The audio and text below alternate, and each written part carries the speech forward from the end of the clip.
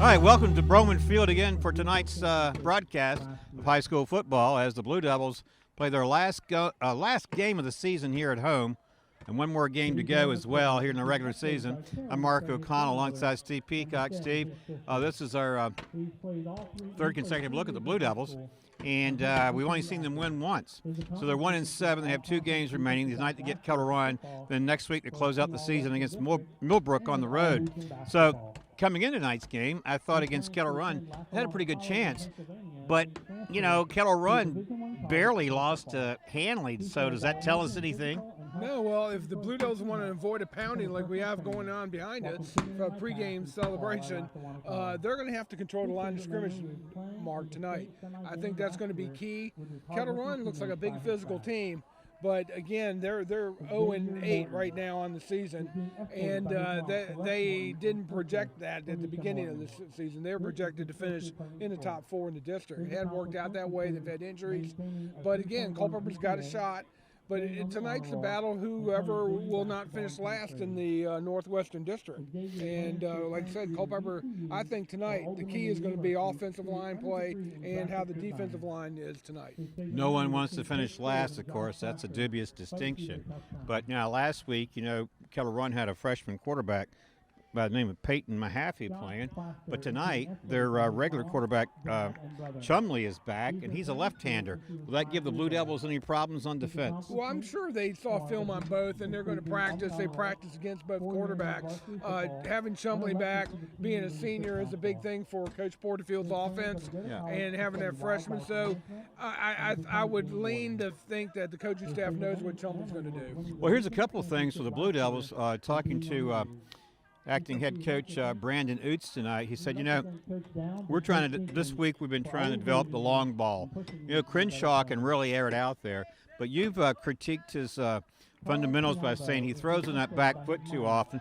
He's throwing way too many interceptions, but he's looked good at times, and I was watching him in the pregame drills. He can really air it out. And one of the guys who might be coming up under that football tonight, the Blue Devils are going to welcome Josh Plaster back to the lineup. Well, that's big to get Plaster back from that throat infection. But you're right, Mark. Crenshaw has a lot of talent. I've been watching him, too, at the pregame. He does have an arm, and he can throw it. If he can get his mechanics down, I'm seeing him throwing better off that front foot. Again, tonight, though, is going to be key for him. If they want to go long ball, the Blue Devils, it's going to be protection. They're going to have to give Crenshaw protection up front. That means you might have to bring in an extra running back to block. Or again, maybe see Josh Plaster instead of the wide receiver move into the tight end position. That might even help. But maybe we'll see that. But all I'm saying is right now, in order for Crenshaw to really have a prolific game and minimize those interceptions, is to give him good, adequate protection up front. Steve, this is really going to be our last look at the Blue Devils this season because this is their last home game, and they finish the regular season next week on the road at Millbrook, and we'll be seeing the Eastern View Chancellor game. And you already said the Blue Devils don't have any chance to make the playoffs, so they're probably playing for that BDP. B is in blue, D is in devil, and P is in pride tonight. I mean, obviously they got to try to salvage the season and hopefully get a win if they feel like they're going to take anything with them after the season's over. Well, I agree, Mark. It's senior night. One more than to play to send your seniors off and they're playing their last home game here tonight on Broman Field is to send them off with a win, and that's what the Blue Devils want to do with their seniors tonight. So that's motivation in itself. And I think tonight, whoever makes a few mistakes, who can score first, I think whoever scores first and get on top is going to win this ball game. Well, you know, we've talked about how the Blue Devils, when they fall behind, they're not a come-from-behind team. Now, they've come back to a degree against teams, but they've seemed to always fall short when they get in that scenario. That's why it's key. I think the Blue Devils have got to jump on top on offense, take advantage of any mistakes that Kettle gives them, and try to hit the big play on the passing game. Well, you mentioned tonight is senior recognition night, and one of those is Josh Plaster, and so he gets recognized here in the pregame ceremony, and then of course the Blue Devils, his teammates and his coaches can welcome him back to the lineup. Certainly not going to help the Blue Devils' cause tonight, and so hopefully they can get things going tonight here at home. This last game of the regular season at home for them, and again, they're the regular season next week on the road against Millbrook. So no reason to look ahead to that yet. But tonight, Steve, I'm looking forward to calling the game with you. I think it's going to be a close game, and I think that the team that starts out well and makes the fewest mistakes obviously going to have a great advantage here. I agree, Mark. It's good, really starting to really feel like good fall football weather. It's cool tonight, going to get down in the low 40s, upper 30s, so I'm looking forward to broadcasting the game and getting it ready to go. Well, between the three of us, Johnny's going to be the coldest of the three because he'll be on top behind the camera as he is right now. I ditched my jacket a little while ago because, when we got here it felt kind of cold, but we have the benefit of being in a press box, and it's pretty toasty in there, so we're grateful for the people here at the high school for the accommodations. You know what? You're always thankful for heat. You don't always articulate that, but it feels pretty good tonight. So we're going to take a break. When we come back, we'll have the team captains meeting in the center of the field for tonight's coin toss. Keep it right here. You're watching Blue Devils football on the Culpeper Media Network. Not everyone is an HVAC expert. Luckily, with 20 years of experience, Able Heating and Air can answer any and all questions you may have about your system. Peace of mind and knowledge that you've made the right choice because they are able to keep your home comfortable. Able Heating and Air. Battlefield Automotive is proud to continue support of our high school youth and the Culpeper community. Winner of the prestigious Ford President's Award for a record 13 consecutive years. Battlefield Automotive, a keystone of service and a cornerstone of our community.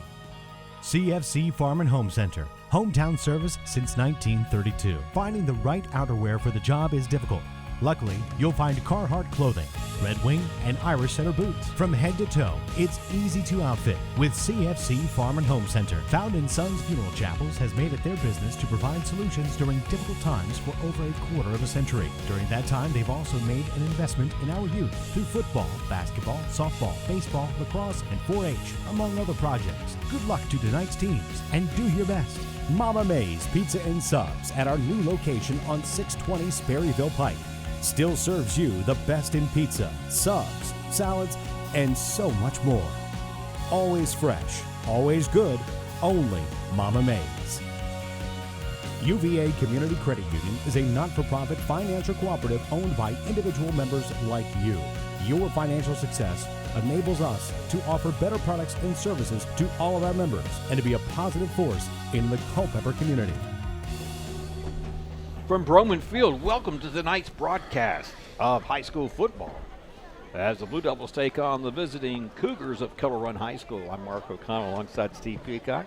Johnny Krawchuk will weather the cold tonight up top of the press box behind the camera as the two teams and their captains meet the center of the field. And Captain for extend the congratulations or number arm exchanges 13, rather. September.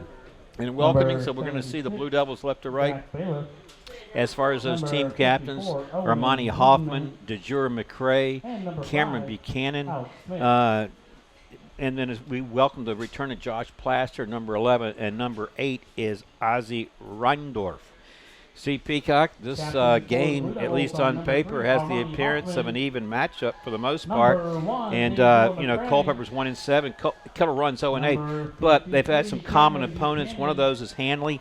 Hanley crushed Culpeper here 42-7, but squeaked by Kettle Run last week 28-1. And, Kettle Run's played Fauquier close, but they've been blown out a couple times too. So, I don't know. What are your thoughts, all things considered? Well, Kettle Run was one of the preseason favorites to win the district, to compete with Hanley and Millbrook and Liberty and Sharando. And the two disappointments so far in the Northwestern District have been, of course, Sharando and their slow start. Now they're really coming on. And the start of Kettle Run. But then Kettle Run was hit with injuries, and they haven't been able to put it together, Mark. And so they've come in here 0-8. Culpeper's 1-7. Something's got to give tonight, and Kettle Run's going to try to be playing so they don't finish last in the Northwestern District, and Culpeper wants to come out tonight with a win. Yeah, I look for tonight to be a hard battle, a hard-fought battle, especially up at the line of scrimmage, and we're going to just see how it's going to go tonight. But I look for Culpeper.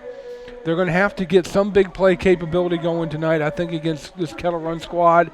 There has been a propensity to give up long ball. They haven't been defending the pass very good in that secondary of Kettle Run. So I look for Culpeper to try to exploit that. But in order to do that, they got to give protection up front for JoJo Crenshaw in order to have a good game tonight. All right, as far as how we're going to start things, well, Kettle Run won the toss.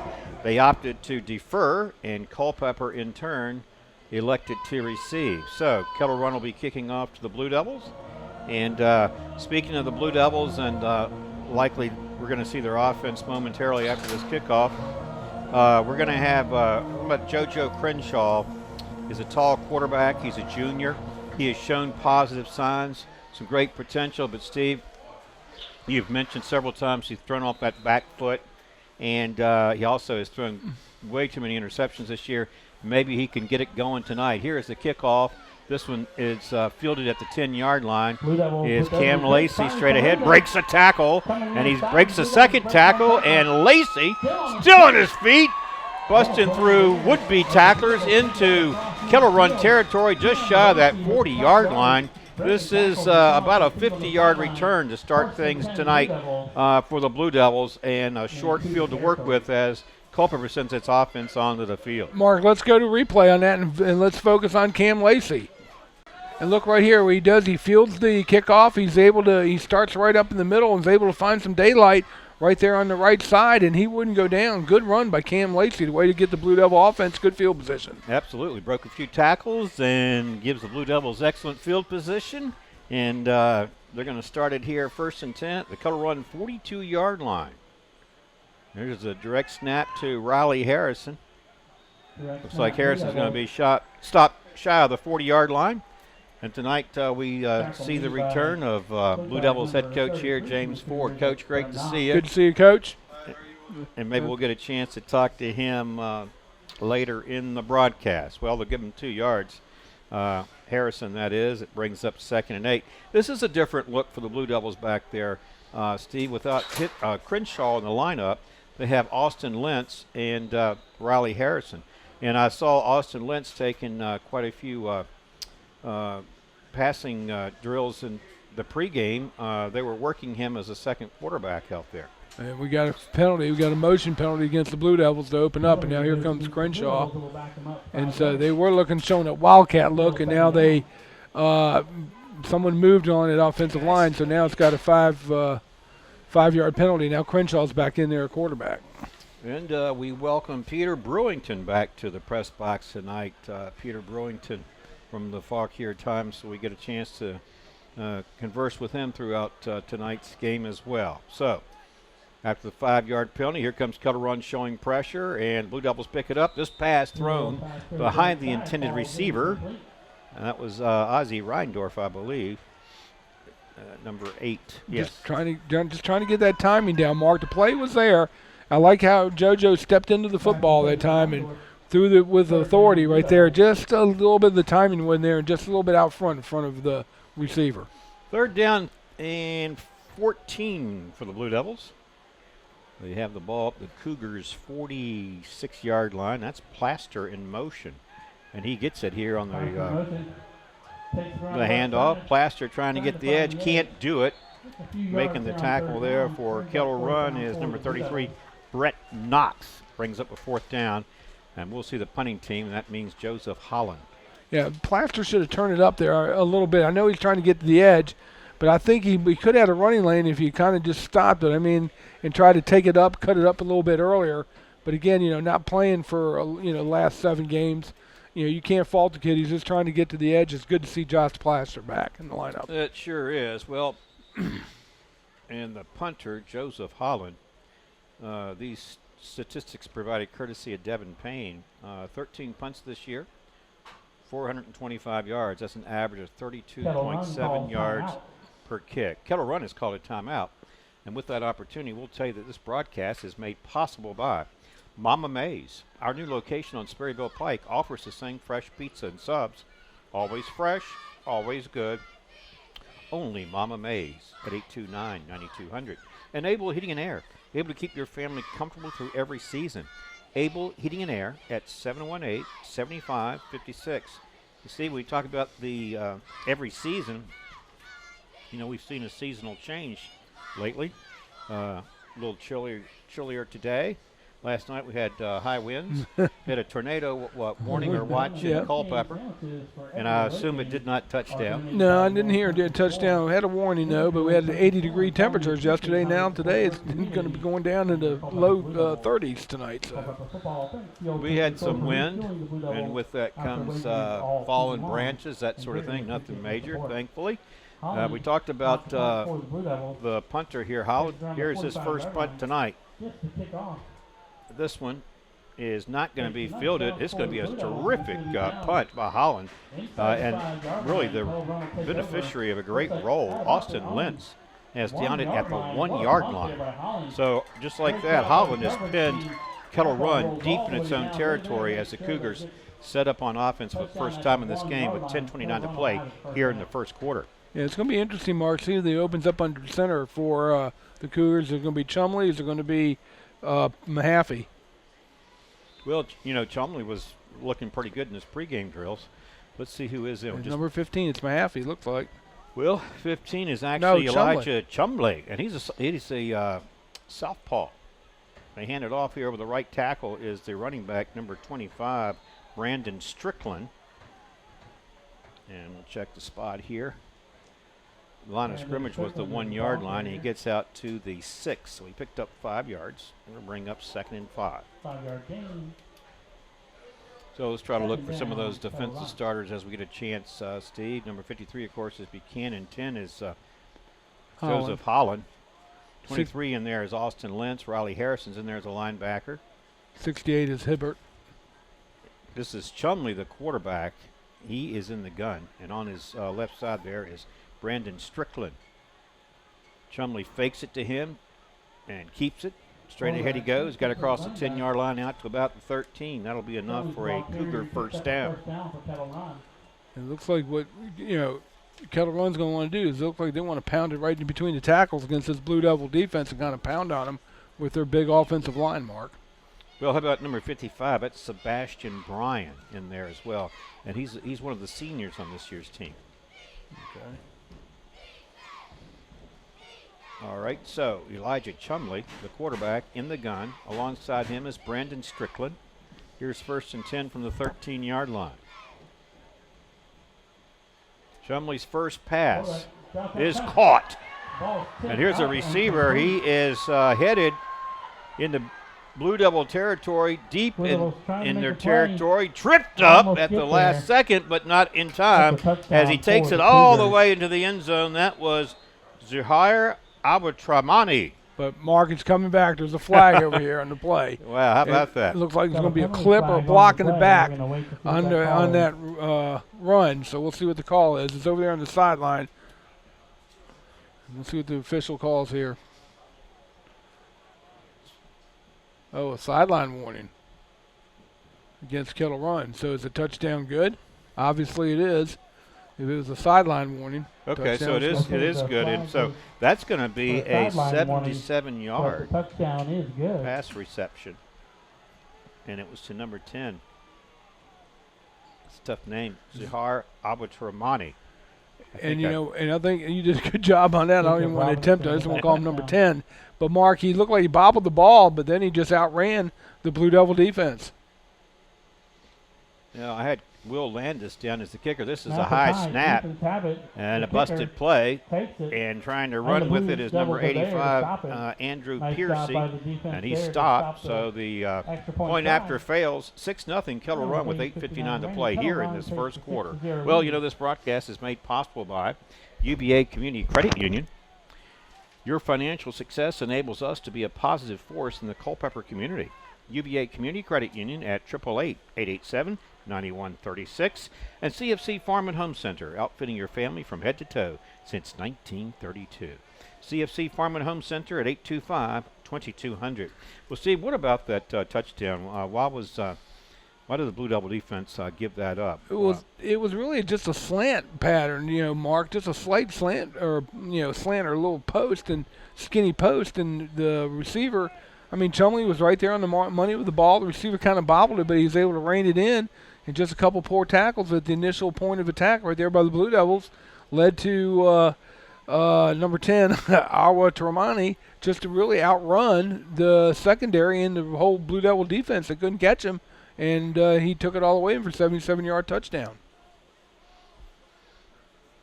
And that's not what the Blue Devils wanted to do. And as I said in our pregame, whoever gets up on top first is going to have a distinct advantage in this game. And right now, the Blue Devils have found themselves in a familiar position as they've done all season long, is battling from behind. Well, here's the thing, too, is remember after that terrific punt by Joseph Holland, Kettle Run started on its own 1-yard line.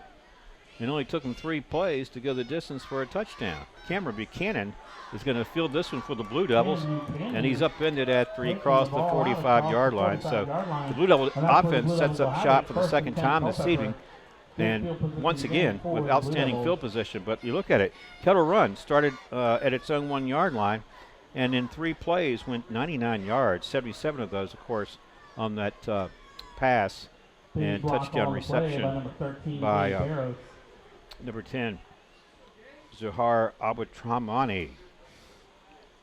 So we'll see what the Blue Devils here are going to do here on offense, Mark. They're going to start this one from their own 48-yard line. Here's a snap to Riley Harrison. He bobbled it, picked it up, and he'll be lucky to get back to the line of scrimmage as making the tackle there for Kettle Run is Bryce Tinberg, number 28. Hey, Mark, we got a. It was on the offensive line. I thought he might have played defense, but we do have a phantom. Well, he is on defense for Kettle Run. We do have the phantom player. What number is he? 74. We don't have him listed on the roster. I always look for that now. We're so in tune to that. Well, you know, the thing is, this was I printed this one off the Northwestern District website. Here is DeJure McCray. McCray tackled there in the open field by number 28, Bryce Tinberg, again another tackle. And McCray gets it out to the, looks like the 46. Now it's third and manageable, Mark. Now you can sit there and do a couple things because you're about third and about, long 4, maybe short 5.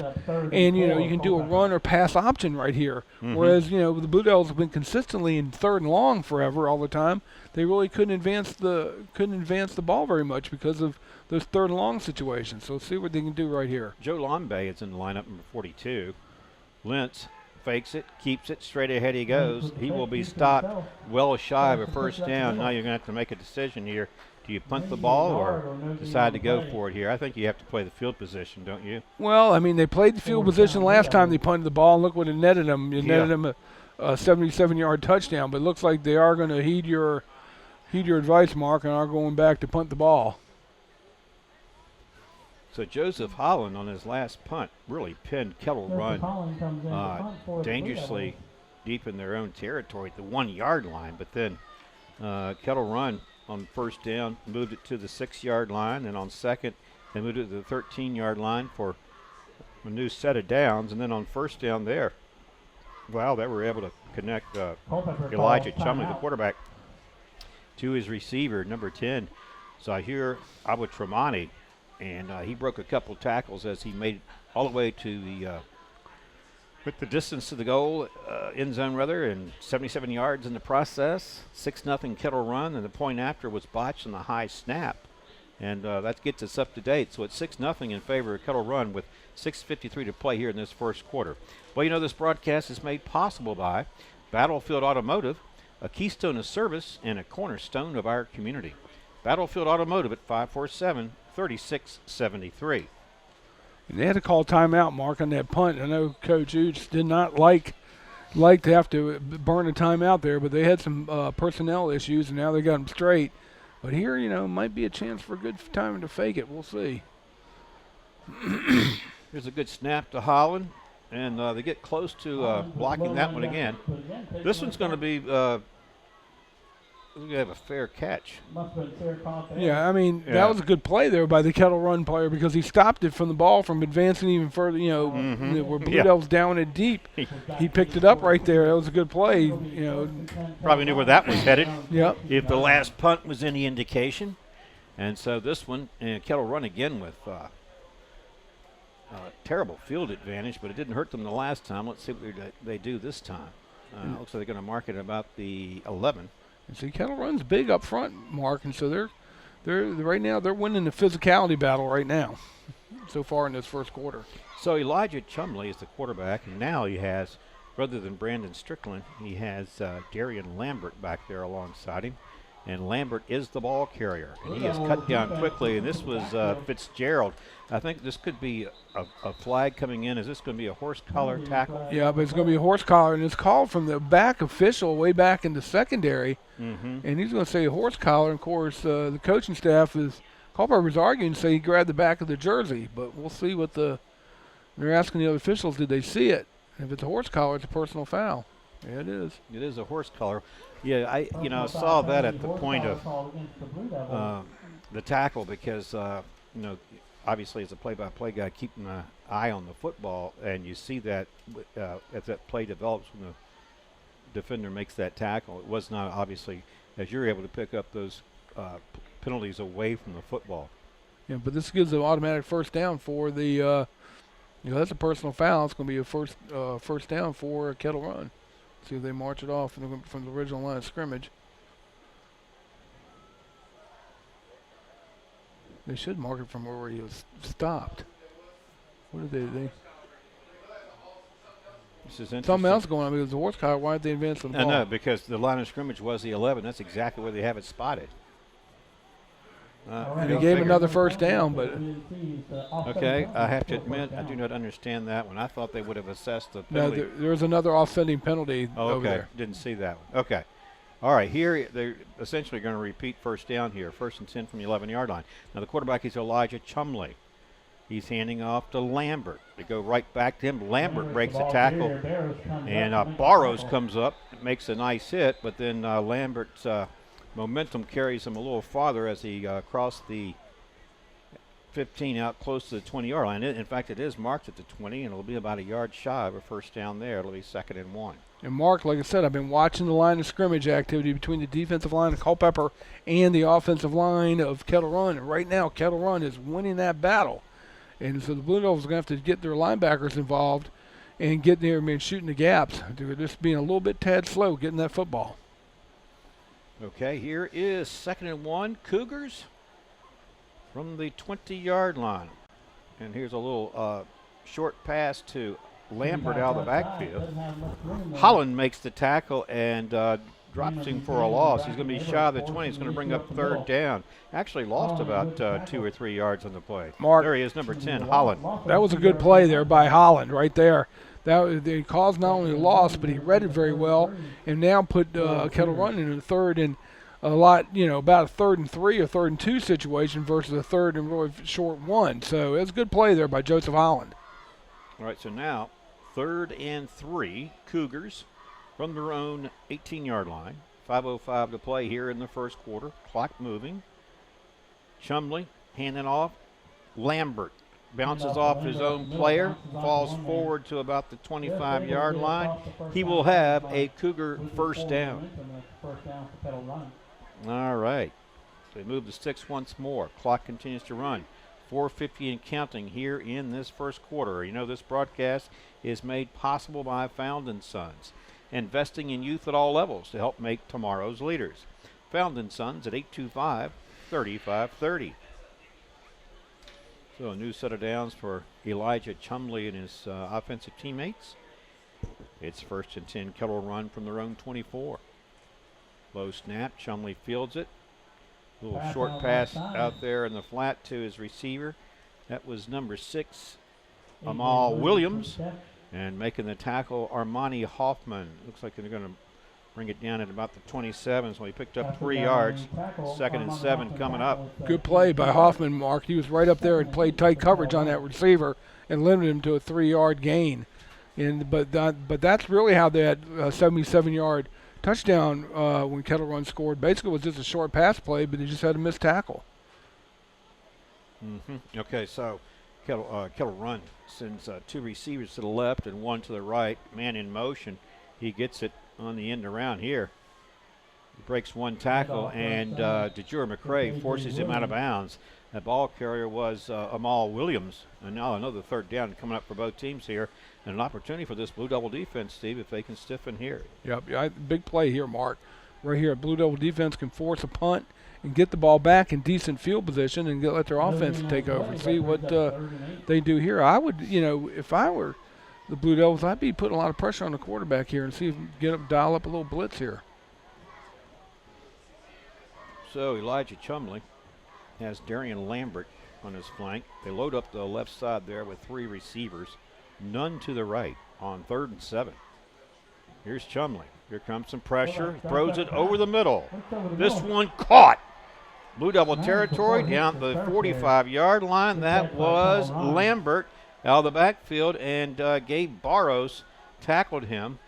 But Lambert picking up huge yardage and a big Kettle run first down. Mark, that was because Barrows gave too much of a cushion to the wide receiver of Kettle Run, and the quarterback had time to throw it, and it was just easy. Barrows just did, if you're going to give up an 8 or 10-yard cushion to the wide receiver, you better have good closing speed when that ball's in the air, and he didn't have it right there. Big catch and play for Kettle Run. And it was actually Amal Williams, I meant to say, number 6. They fake it to him this time. Chumley straight ahead. Good running. And a good call by Chumley as he's about a yard shy of another Kettle Run first down. Riley Harrison in on the tackle for Culpeper. And right now, it just seems to me that Kettle Run just has a little more fire in their step, a little more zip. And right now, are playing pretty good, solid football right now. And the Blue Devils are getting knocked back, getting punched in the mouth, and not responding. Well, a pretty good play mix, don't you think, for Kettle Run? And look at some of the size up front for them. I mean, big number 74, that left tackle. He's that phantom player you're telling me about. They sneaked him into the game, didn't they? They did. 2nd down and 1 here. Chumley going to keep it again. Chumley will have a first down. Riley Harrison greets him and tackles him, but not before. Chumley had picked up a first down near the 30-yard, inside the 30-yard line to the 28.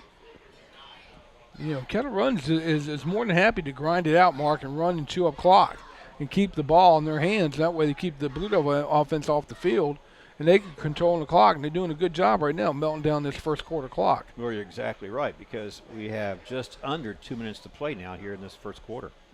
6-0 Kettle Run, and the Cougars looking for more. Here is Chumley completing to his receiver. This is number 6 going into the end zone. That's Amal Williams.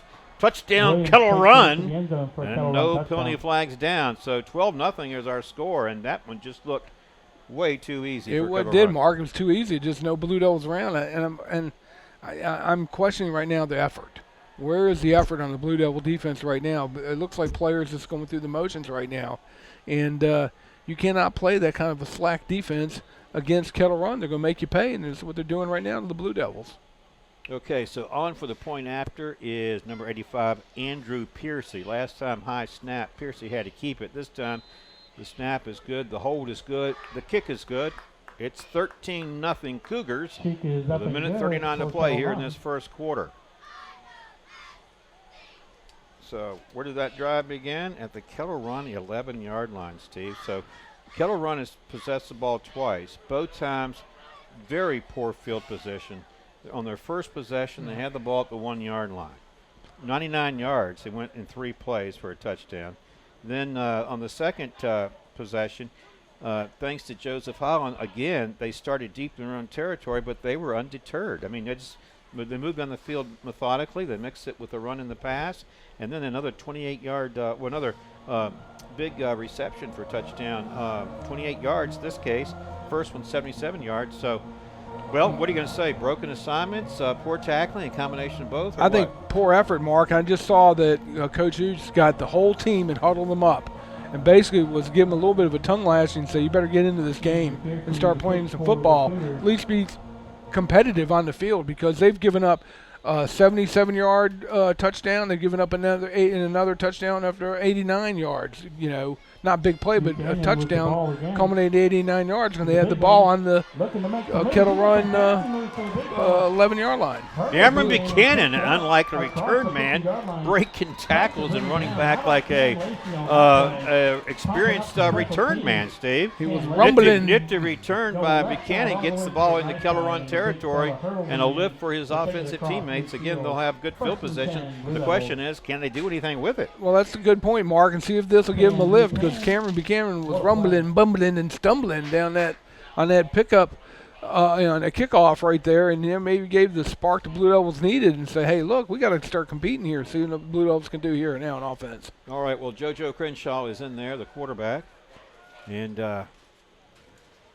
Armani Hoffman, Josh Plaster, receivers to the left. This is Riley Harrison looking for some running room.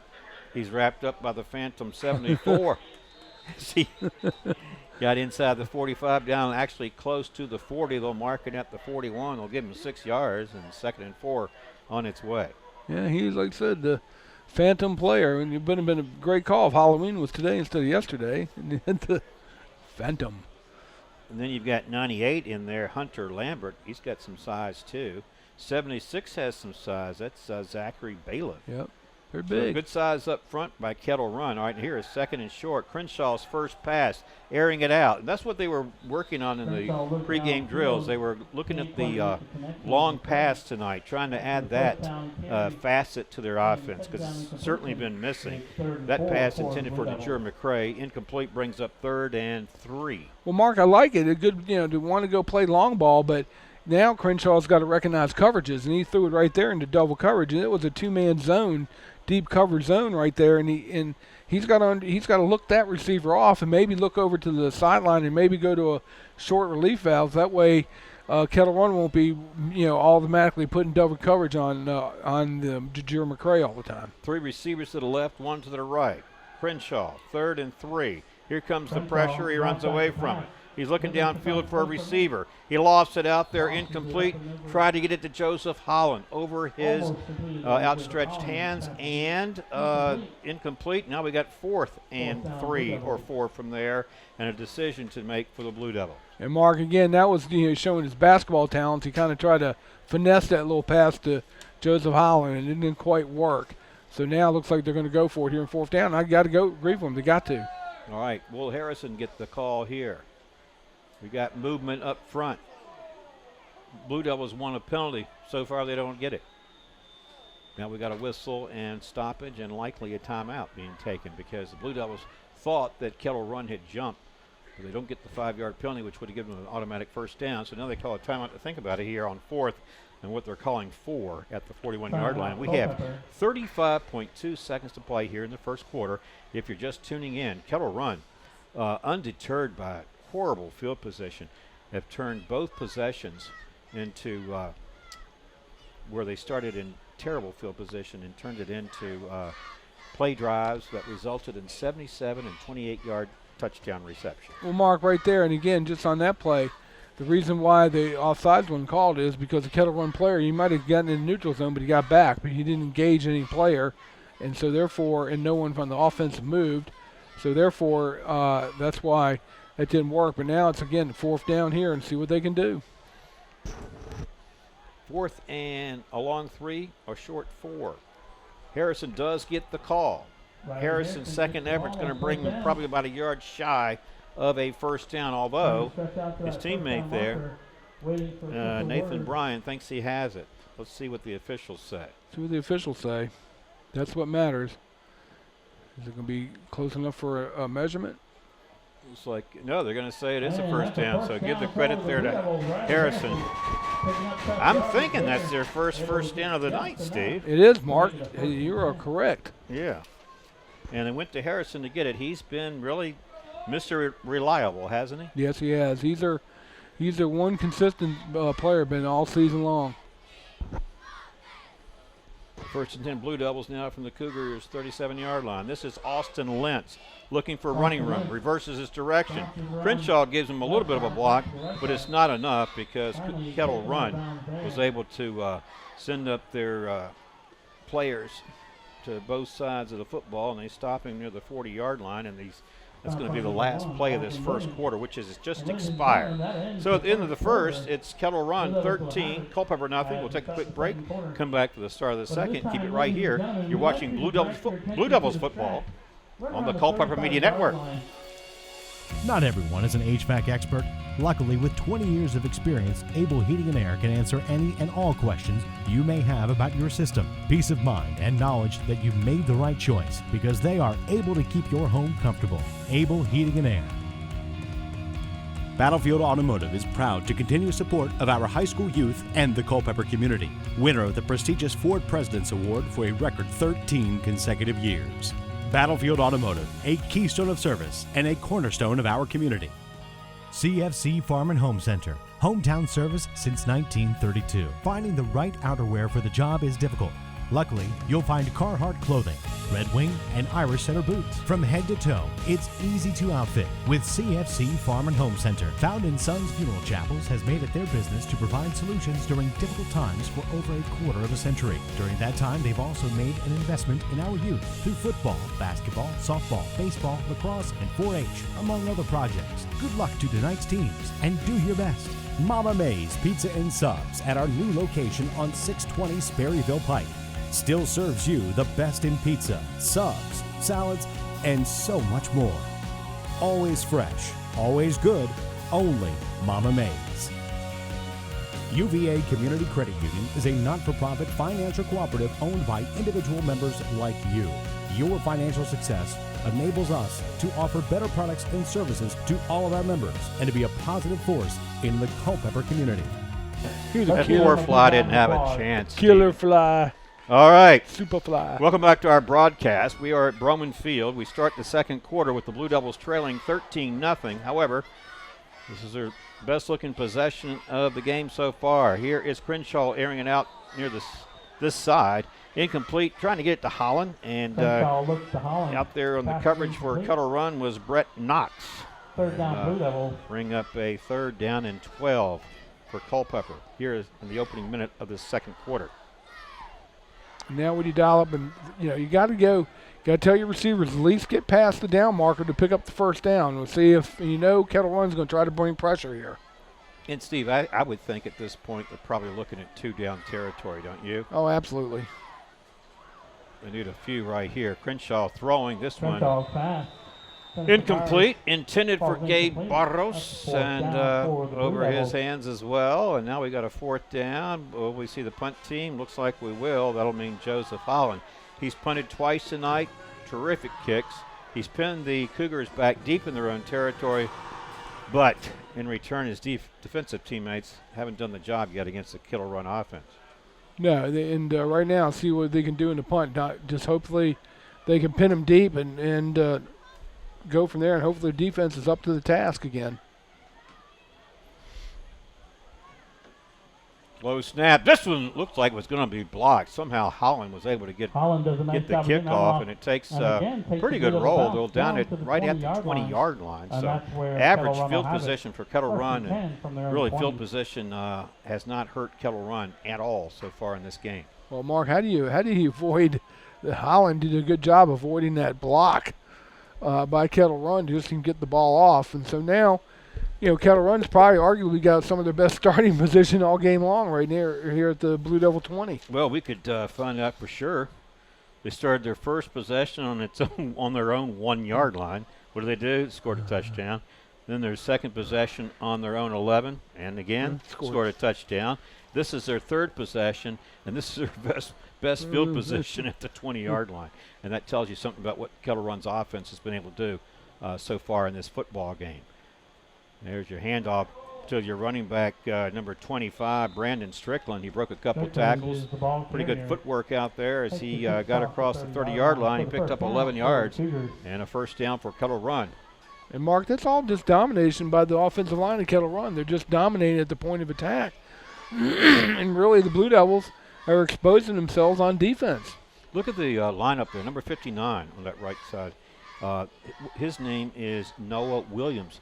And he's just one of, there he is, Johnny zooming in there. He's the right tackle. Kettle Run really has some good size up front, don't they? They sure do. They're big. They're strong. All right, this is Strickland again, the ball carrier, lowers his shoulder. Good Strickland's tackle ball made by carrier, Barros Barros, after second Strickland for the picked up tackle. pretty good yardage again for Kettle Run. Mark, Second you know, down, good Kettle sign Run. that your offense is working when safeties and defensive backs have to tackle your ball carrier. So he's getting back. You know, that ball carrier for Kettle Run is getting past the first and second levels of that Blue Devil defense. Yep, you get out to the 39-yard line. He picked up 8 yards. It's 2nd and 2 for the Cougars, and they're up 13-0 early on here in this second quarter. Elijah Chumley, the quarterback. He throws. This is Williams. Chumley pass left side to Williams tripped up after he got across the 45-yard line. again Barros makes the in on tackle. another tackle, Steve. Takes it But you would across the expect that 45-yard more on line. that play than you That's would the Kettle running Run game first because, as you pointed out, you want your interior linemen and your linebackers making more of those tackles. You do, and not your defensive secondary. And so right now, Kettle Run looks like going back to the same old thing they got in the first quarter. This is take care of the football and see if we can pound on the Blue Devils, and they're doing a good job because what's going to happen is this Blue Devil defense will be very tired come the second half. Well, they're pounding the football, and in the process, they're keeping it clean, not being penalized, and that means the clock is running as well. Here is a low snap. Chumley has to pick it up and eat it, and the Blue Devils there make the sack, and led by number 68. That's Bracken Hibbert in there, and that's they drop him for a loss, and the Blue Devil defense will accept that play because obviously they need something like that. They do. All the way back to the 38-yard line. That's a loss of 8 yards on the play, Steve. Brings up 2nd down and 18. 9:36 to play. Clock ticking. Second quarter. Our score: Cougars of Kettle Run 13, Blue Devils nothing. Elijah Chumley is the quarterback. He's a southpaw. And Brandon Strickland is the running back alongside him. Kettle Run has 3 receivers to the left side, and Chumley goes to work, steps up in the pocket, throws incomplete. And that pass was intended for number 6, and we've already mentioned his name a few times tonight, Amal Williams. In fact, he has a touchdown reception. Mark, the play was there if Williams just ran a little bit faster, and because I liked how Chumley just stepped up into that pass. He had adequate, very good protection. And the Blue Devils, I think right now, they've got to figure out on defense how to stop this Kettle Run attack, and I think they got to put more pressure on that quarterback and see, since they're being dominated up front, they've got to try some things to really to really throw that offense off balance a little bit. Okay, and so once more, the Cougars load up that right side with 3 receivers. Chumley here on 3rd and 13. Plenty of protection there. They set up the screen. This one incomplete as Austin Lentz comes up to break up the play intended for Brandon Strickland, and we will see Kettle Run's punt team for the first time tonight. And see right there again, the Blue Devils play tough defense, but it's also a little part of Kettle Run's ineptness as well on offense there. But again, that's what the Blue Devils got to do. They got to cause, they got to use their quickness a little bit to their advantage, and since they're getting, out physicaled up front, they've got to, use their quickness and, kind of disrupt the passing game of the Kettle Run Cougars. Well, Austin Lentz is back deep, awaiting the kick of Andrew Piercy rather. This one is going to bounce down and go out of bounds inside the 30-yard line, actually close to right at the 35-yard line. So Culpeper will have decent field position, Steve, as it sends its offensive unit back on the field trailing 13-0 with 8:35 to play here in the second quarter. I still think they need to use the running attack and use some play action. This will soften up that Kettle Run secondary a little bit and see if the offense of the Blue Devils can get clicking here. Trying to go long every play is not going to work because Kettle Run's going to sit back and bring the blitz. So what you need to do is soften up a little bit. I'd be trying to run some inside between the tackle plays with Riley Harrison and try to see if you can move that defensive line a little bit and then hopefully come back with a good pass play. All right, line of scrimmage rather the 31, not the 35. That's where Culpeper's JoJo Crenshaw and his teammates start this possession. Riley Harrison, the ball carrier, with that left tackle position. You got behind the blocking there of Bracken Hibbert, number 68, and Harrison gets out to the 35. They'll give him 4 yards. 2nd and 6 coming up, and this broadcast is made possible by Able Heating and Air. Able to keep your family comfortable through every season. Abel Heating and Air at 718-75-56. Second down and 6 now, Blue Devils. Crenshaw back to Riley Harrison again. This time he lost his footing, and he stopped by Knox, number 28.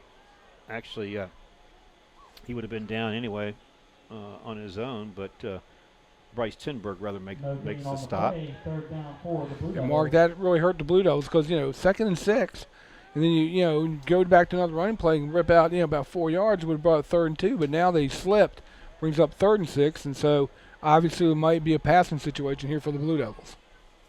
Crenshaw back there in the gun. Harrison alongside him. 3 receivers to the right. Here's Crenshaw throwing. Oh, he had a receiver. Went through his hands. Armani Hoffman trying to, he was the target. Couldn't haul it in, and it would have been a Blue Devil first down. And that, again, right there. That was Hoffman's fault, Mark, not Crenshaw. He put the ball right where it needed to be put. And, again, the Blue Devils, I think the effort or concentration is lacking right there. Well, you can tell by Armani Hoffman's reaction that he should have had it. Yeah, he should have had it, and it should have been an easy first down for the Blue Devils. And those are the things over the season, this long season, has manifested itself, and that's why the Blue Devils are where they are record-wise and this far into the season. Joseph Holland stands at his own 20 to punt this one away. There is his kick. Alexander Smith is back, takes it near the 40-yard line, 45, and wrapped up and tackled by DeJure McCray, shy of midfield. All right, Kettle Run up 13-0. Offense coming back onto the field with 7:05 to play, and the best field position they've had in tonight's game. They're going to start this one from their own 48-yard line, it looks like. You see, basically what they got to do on defense right now, the Blue Devils got to do the same thing they did last series. Put pressure on the quarterback and hope to get, and then throw off the timing of the offense of the Kettle Run Cougars. All right, now Elijah Chumley has Darian Lambert back there with him. Lambert, the ball carrier, looking for running room, can't find it. Blue Devils snuffed that one out really nicely. And Joseph Holland and Bracken Hibbert into the tackle. Cameron Buchanan in the vicinity. And they will lose yardage to the, looks like the mark at the 45. He'll lose 3 yards. Second and 13. The injured player there, number 42, Steve, is Joey Lombe. Yeah, it looks like he's got, just pound his head, it's like his legs hurt, knee, twisted ankle or something. But again, on that play, the Blue Devils did the right thing, Mark. They kind of blew up the Kettle Run offense because they got their linebackers in there and got them to blitzing and to make tackles instead of sitting way back and absorbing the blow of the Kettle Run offense. That way they initiated the point of attack. So we'll see what happened here to Lombe. Looks like they're looking at his ankle. He might have twisted it. Will give us a chance to tell you about our supporters, Blue Devils and Cyclones football here in the Culpeper Media Network. They include Found & Sons, investing in youth at all levels to help make tomorrow's leaders. Found & Sons at 825-3530. There's Battlefield Automotive, a keystone of service and a cornerstone of our community. Battlefield Automotive at 547-3673. And CFC Farm and Home Center, outfitting your family from head to toe since 1932. CFC Farm and Home Center at 825-2200. We see Joey Lombe there assisted off the field. So is this looks like a left leg or left knee situation? I think it's the ankle, Mark. I don't know. Ankle? Yeah. They've taken it. You're looking at the trainer there, Henry Wolf, giving the attention to Joey Lombe. And now that he's being attended to, we'll return to the field and see what's going to happen here on second down and 13. Kettle Run has it with Elijah Chumley and Darian Lambert there, the running back alongside him. Chumley going to keep it. Straight ahead he goes. Got behind his blockers and lowers his shoulder, and he gets down. Well, he's a hard man to bring down, actually. He got in Blue Devil territory inside that 45-yard line, and that should be enough for a Kettle Run first down. And Mark, it should have been a false start against Kettle Run because the running back kind of lowered it, leaned his shoulder in and kind of made a move, and the Blue Devils were pointing out, but no call from the official. And then Chumley just knocked it, to the quarterback sneak because the Blue Devils were looking, where's the call? And what do you think a smart quarterback did? He called for the ball snap and ran it right up the middle and caught the Blue Devils flat-footed. And he almost got a first down. He got a yard shy, rather. Clock running, under 6 minutes to play here in the second quarter. 13-0 Cougars. And they have 3rd and 1 now at the Culpeper 3-yard line. Here comes the Blue Devil pressure. Here is Lambert. Tries it straight ahead. He only needed a yard. Looks like forward progress is going to give it to him. It's going to be close, so we're not sure where that's going to be marked down. I think he's going to have it. He's going to have it from here. I mean, he had to go just about a yard. And it looks like he will have it. So the head official says when he looks back. Yep, down. It is a first down. He needed And a on yard, and that's 3rd and exactly 1, what he got. Forward progress is just enough for Kettle Run to get the first down. So now the line of scrimmage, the Blue Devil 42-yard line for the Cougars. Clock resumes, 5:30 to play here in this second quarter. Kettle Run 13, Culpeper nothing. This is game 9 of the regular season for both teams. Kettle Run is 0-8. Culpeper is 1-7. And this is the last home game for the Blue Devils. They'll finish the regular season next week on the road at Millbrook. Right now, Kettle Run loads up that left side with 3 receivers. Chumley, he's going to keep it all the way. Went to the right, made a cut, got inside the 40, down there close to the 35-yard line. A pickup of nearly 7 yards on first down will bring up 2nd and short. We got a flag on the play. Could be a holding call against Kettle Run here. You know, Kettle Run really hasn't been penalized much, have they? No, they haven't, but I think it's going to be right here for a legal block in the back. Holding call. All right, as they assess this one, we'll tell you that this broadcast is made possible by UVA Community Credit Union. Your financial success enables us to be a positive force in the Culpeper community. UVA Community Credit Union at 888-887-9136. And Mama Mae's, our new location on Sperryville Pike, offers the same fresh pizza and subs, always fresh, always good, only Mama Mae's, 829-9200. All right, now we're looking at 1st and 17 for Kettle Run. They mark it back to the Blue Devil 48-yard line. Chumley straight ahead. And it looked like the ball was going to come loose. He held on to it, and the Blue Devils pretty much stopped him for no gain. Cameron Buchanan in on the tackle for Culpeper. Yeah, it was almost a big break for the Cougars right there that Chumley didn't drop that football. But, Mark, I've been thinking, you know, with Culpeper in their season, you said 9th game they got to play Millbrook, the Pioneers. I got a trick question, a stump the broadcaster question here in a minute. Okay, let's see. Let's get to that right after this play here on 2nd and 17. Chumley dropping back. This one picked off at the 40-yard line, and it's Joseph Holland. That was a great play right there by Joseph Holland, Mark. Yeah. He just stepped in front of the football instead of right in front of the receiver and was able to make the interception right there. Now let's see if the Blue Devils can capitalize. Well, Joseph Holland's been playing well at linebacker. He really sort of came into his own last year, didn't he? He's played consistently well there for the Blue Devils this year, and he's played pretty well tonight as a punter. That's true. All right, so Culpeper on the turnover will have it on first down here at its own 49-yard line. Go ahead, let's do the stump. Well, Mark, my illustrious colleague and broadcaster extraordinaire, play-by-play man no one can match, got a question for you. Of all the playoff teams we've seen Culpeper and Eastern View, have we ever played a team with the nickname Pioneers? Can't think of one. I can't either. So. Because I can't really think of a lot of schools in Virginia High School with that name. Now this is McRae on the end around, breaks a tackle and gets down to the Kettle Run 40-yard line. You know, when I think of Pioneers, I know we've got Millbrook. I can also think of Lebanon. Yeah. Who else can you think of? I want to say when down Southwest Virginia. And I know that's where Lebanon is. Yeah. Twin Valley, or I don't know. It's just, but I know that Millbrook has been the Pioneers, but see, Culpeper's never played Millbrook before, you know, because they weren't around when Culpeper was in the Cedar Run district. So, and return to that momentarily, but we've got an injured Kettle Run player down on the field, and not able to pick up his jersey number. But I think there's just another question, number 28. Well, and that would be Bryce Tenberg, and he's played well tonight for Kettle Run. Been in on some tackles.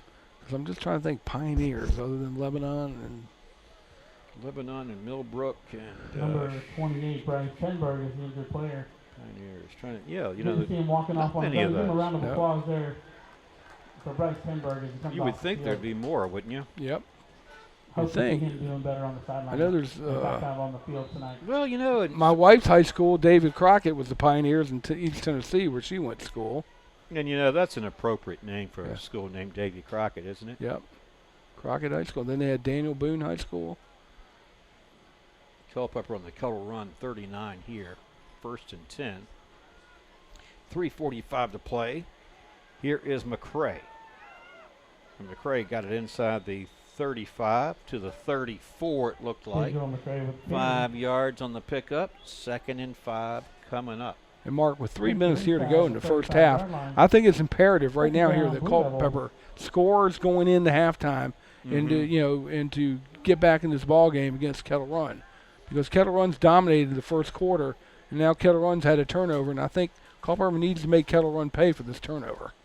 Yeah, they need a little infusion of excitement if you're the Blue Devils, because, and particularly since not only are they down 13-0, but when we start the third quarter, Blue Devils will be kicking off.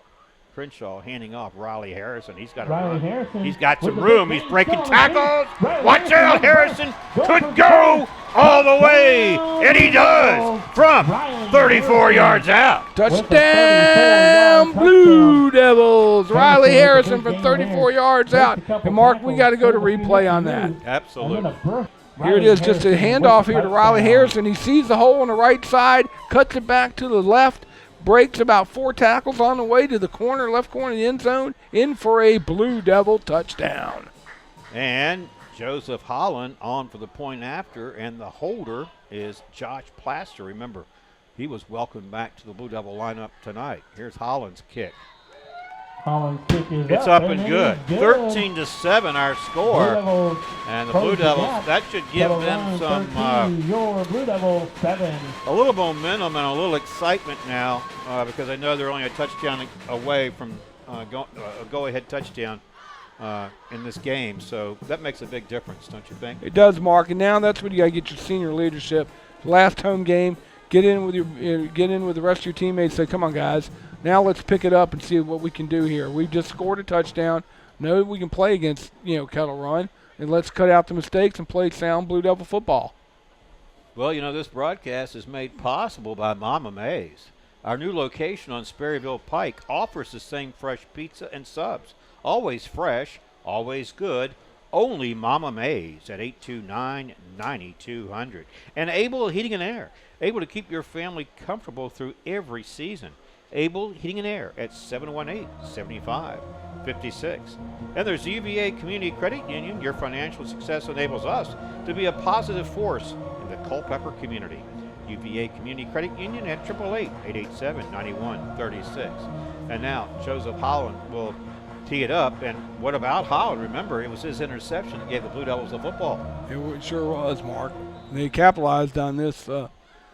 On that turnover. And I want to give an update on score right now. A little surprising score.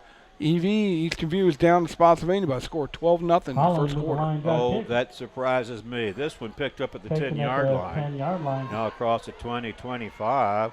The return man there was number 9, Jordan Tapscott. First time we called his name tonight. I thought we might see him as a receiver, and we still may. All right, so what about that Spotsylvania Eastern View score? I'm a little taken back by that. Well, Spotsylvania, Coach Hatfield said in this week to the comment in the Star Exponent that it scared the hell out of them because they're so big and strong up front. They're running. They run that single wing where they'll just pound you and not let you have the football. And right now it just seems like that Eastern View's down 12-0. Spotsylvania is really throwing it to them. But Eastern View's got to realize with that 44-game regular game winning streak that they're going to get every opponent's best shot.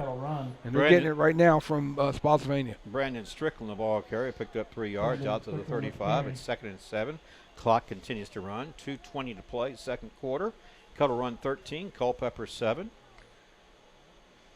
And Blue Devils looking for a stop here. 56 is Nathan Bryan in the game for Culpeper up front. Elijah Chumley, the quarterback. Brandon Strickland, the ball carrier. Strickland lowers his shoulder and gets out to about the 40-yard line. In fact, that's where they'll tackle him. 3 or 4 Blue Devils in on the tackle. Buchanan's out there. Nathan Bryan was out there, number 56. And they're going to mark it at the Nathan Bryan and 41. Buchanan on the tackle. 3rd and short for Going to Kettle bring run. up 3rd and less than a yard. Clock runs, too, at 1:40 and counting. It's going to be, see if Blue Devils here can get a big stop mark. This would go a long way in the momentum. Sure would. Well, Elijah Chumley's the quarterback. And he's got Darian Lambert back there. Lambert, the ball carrier. Lambert will have a first down. He got behind that wall of blockers. Doesn't have much room to go, but it looks He didn't like need it's but a gonna be half a enough yard. for He a got Kettle that. run That'll move first the down. sticks. Stops the clock, at least for the moment, as they reset. Well, And it Riley looks like Harris. Kettle Run's going to take a timeout, too. I was going to say Riley Harrison was on a run blitz, but he just picked the wrong lane to blitz in, or he would have stopped stone cold that running back. Kettle run calls timeout. Kettle Run calls a timeout. And we'll tell you this broadcast is made possible by Battlefield Automotive, a keystone of service and a cornerstone of our community. Battlefield Automotive at 547-3673. So Eastern View and Spotsylvania. Well, you had mentioned that Spotsylvania would be a tough opponent. Well, they're 6-2, Mark. They're a big, strong running attack. They were good last year, even though Culpeper beat them in the regional finals. That Spotsylvania has now moved up to Division 4, and they would love nothing better down there at Spotsylvania to come in there and it's their senior night down there. It have upset the Cyclones from Eastern View. Have not lost a game in 44 regular season games. Has not lost a game, and so like I said earlier, they're going to get Eastern View is going to get everyone's best shot every time because they want to be the team that knocks them off, and so they're down 12-0. But one thing I'm not worried about Eastern View. They got big play capability, and they're going to have to start using it. They do have that big play capability, no doubt. All right, Kettle Run after the timeout, 1st and 10 from their own 44. Short pass near side. And McCray wraps up the receiver. Zaire Abutramani. Remember, he had a 77-yard touchdown catch. Yeah, the game's first score. He got the Blue Devils' attention quick. Yes, he did. No gain on the play. 2nd and 10. Clock running under a minute to play here in this first half. And the Blue Devils don't want to give up a big play here to Kettle Run right before the half. So they just want to play sound defense and keep the receiver in front of them and locate that football. 2nd and 10. 41 seconds and counting. Second quarter. Got a man in motion. That was Williams. They fake it. Chumley throws incomplete. Good coverage out there. Intended for Abutramani, and good job of the Blue Devil defensive secondary. Coming over to break it up. 3rd and 10. Also stops the clock with 30.9 seconds to play here. And it's 3rd and 10. Zawatami took a big hit, and he got sandwiched there between two Blue Devil defenders, and he's feeling it. So is it possible the Blue Devils could get the ball back here, Steve? It's 3rd and 10. Well, it could be either set up a punt return or go after a punt block. If they don't convert here, if Kettle Run doesn't convert. Let's see what Chumley dials up here. I'm going to hand it off to Lambert, left side. Got behind his blockers, midfield. Now Blue Devil territory, and they're going to stop him at about the 48. He'll be about 3 yards shy of a first down. Short of the first down marker. But pretty soon that clock will restart. Unless the Blue Devils call timeout, and then they do. They call timeout. That's a smart call right there. Because it's 4th down, and you don't want the... You'd like to be able to get the ball back, wouldn't you? Or set up a block or return or something. Yep, with 22 seconds here to go in the first half. See what they're going to do. 4th and 2 is where Kettle Run has it. After this timeout, you're looking at Coach Brandon Oots in that defensive unit. Joey Lombe is 42. We mentioned Nathan Bryan is 56. Riley Harrison, number 4. Cameron Buchanan, he's had a big game tonight. And it's sort of, maybe surprisingly, he's had a big game returning the kickoff. Yeah, he for has. the Blue Devils twice. Sure has. Joseph Holland, number 10, has played well. He's had an interception. 68, of course, is Bracken Hibbert. 23, Austin Lentz. 4, Riley Harrison. 1 is Tajir McCray. We mentioned Joey Lombe. Armani Hoffman is number 3. He's in the game, of course. And that's the bulk of your defensive starters right now for Culpeper. And after this timeout, it's 4th and 2 for Kettle Run. They line up the punt. And here is the punt. Let's see. Nobody back there for the Blue Devils. It looks like it's going to go bounce down and be down inside the 20-yard line. And Culpeper will have 12.3 seconds before the intermission. Stevie, I'm thinking you almost have to be conservative here. You don't want to commit a turnover here at the end of this first half. Thinking, do you want to be, that's what I was going to ask you, Mark, do you want to be aggressive here or conservative? Because if you be aggressive, you might be able to catch Kettle Run napping. If you slip or cause a turnover, Kettle Run gets the ball back in great field position or possibly to turn into a touchdown. So I'm going to opt on the conservative side. If I was Culpeper, take a knee and go into halftime down 13-7. What do you say? Yeah, I think so.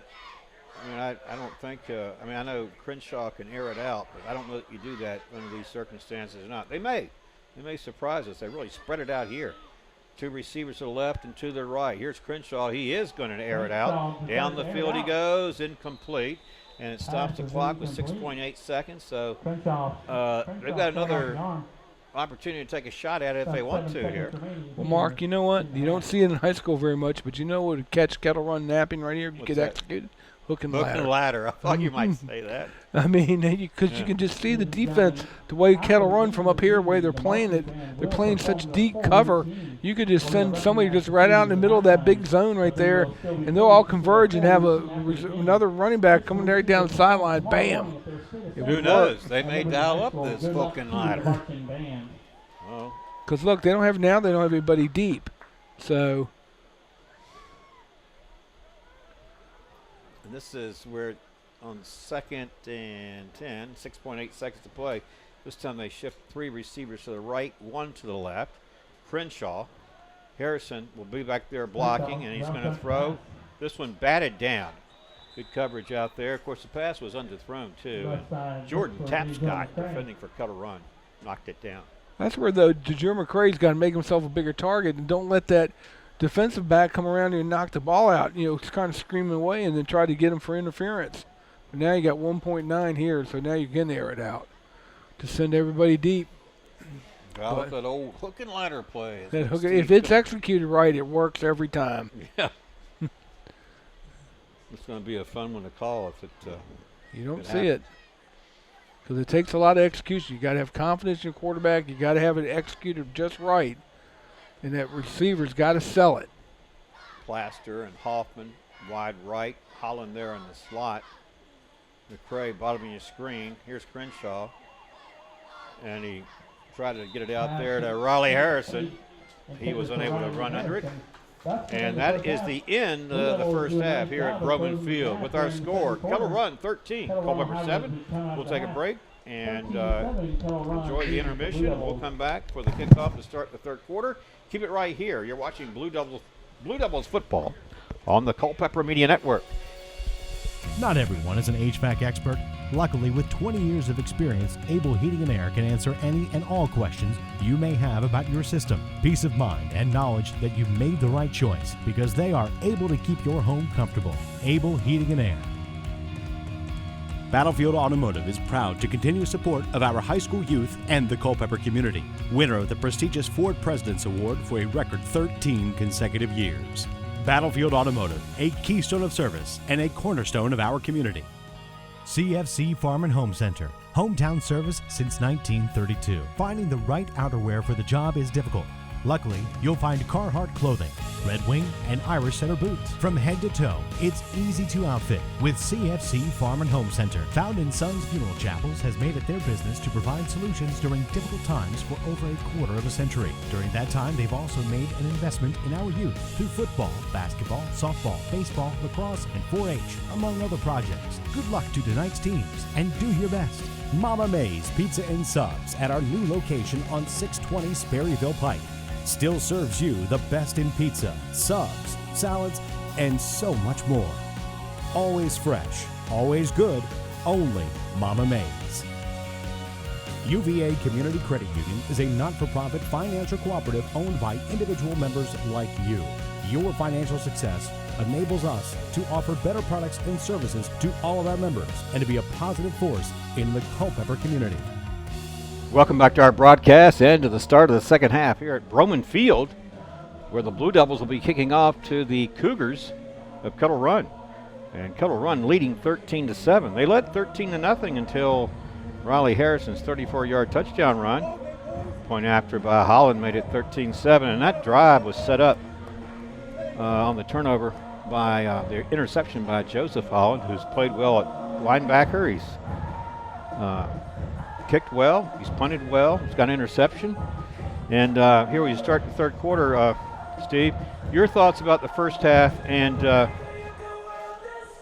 what you thought Kettle Run did well and how the Blue Devils responded later in the first half. Well, I thought the Blue Devils started out the game, they played a poor first half. I mean, poor first quarter.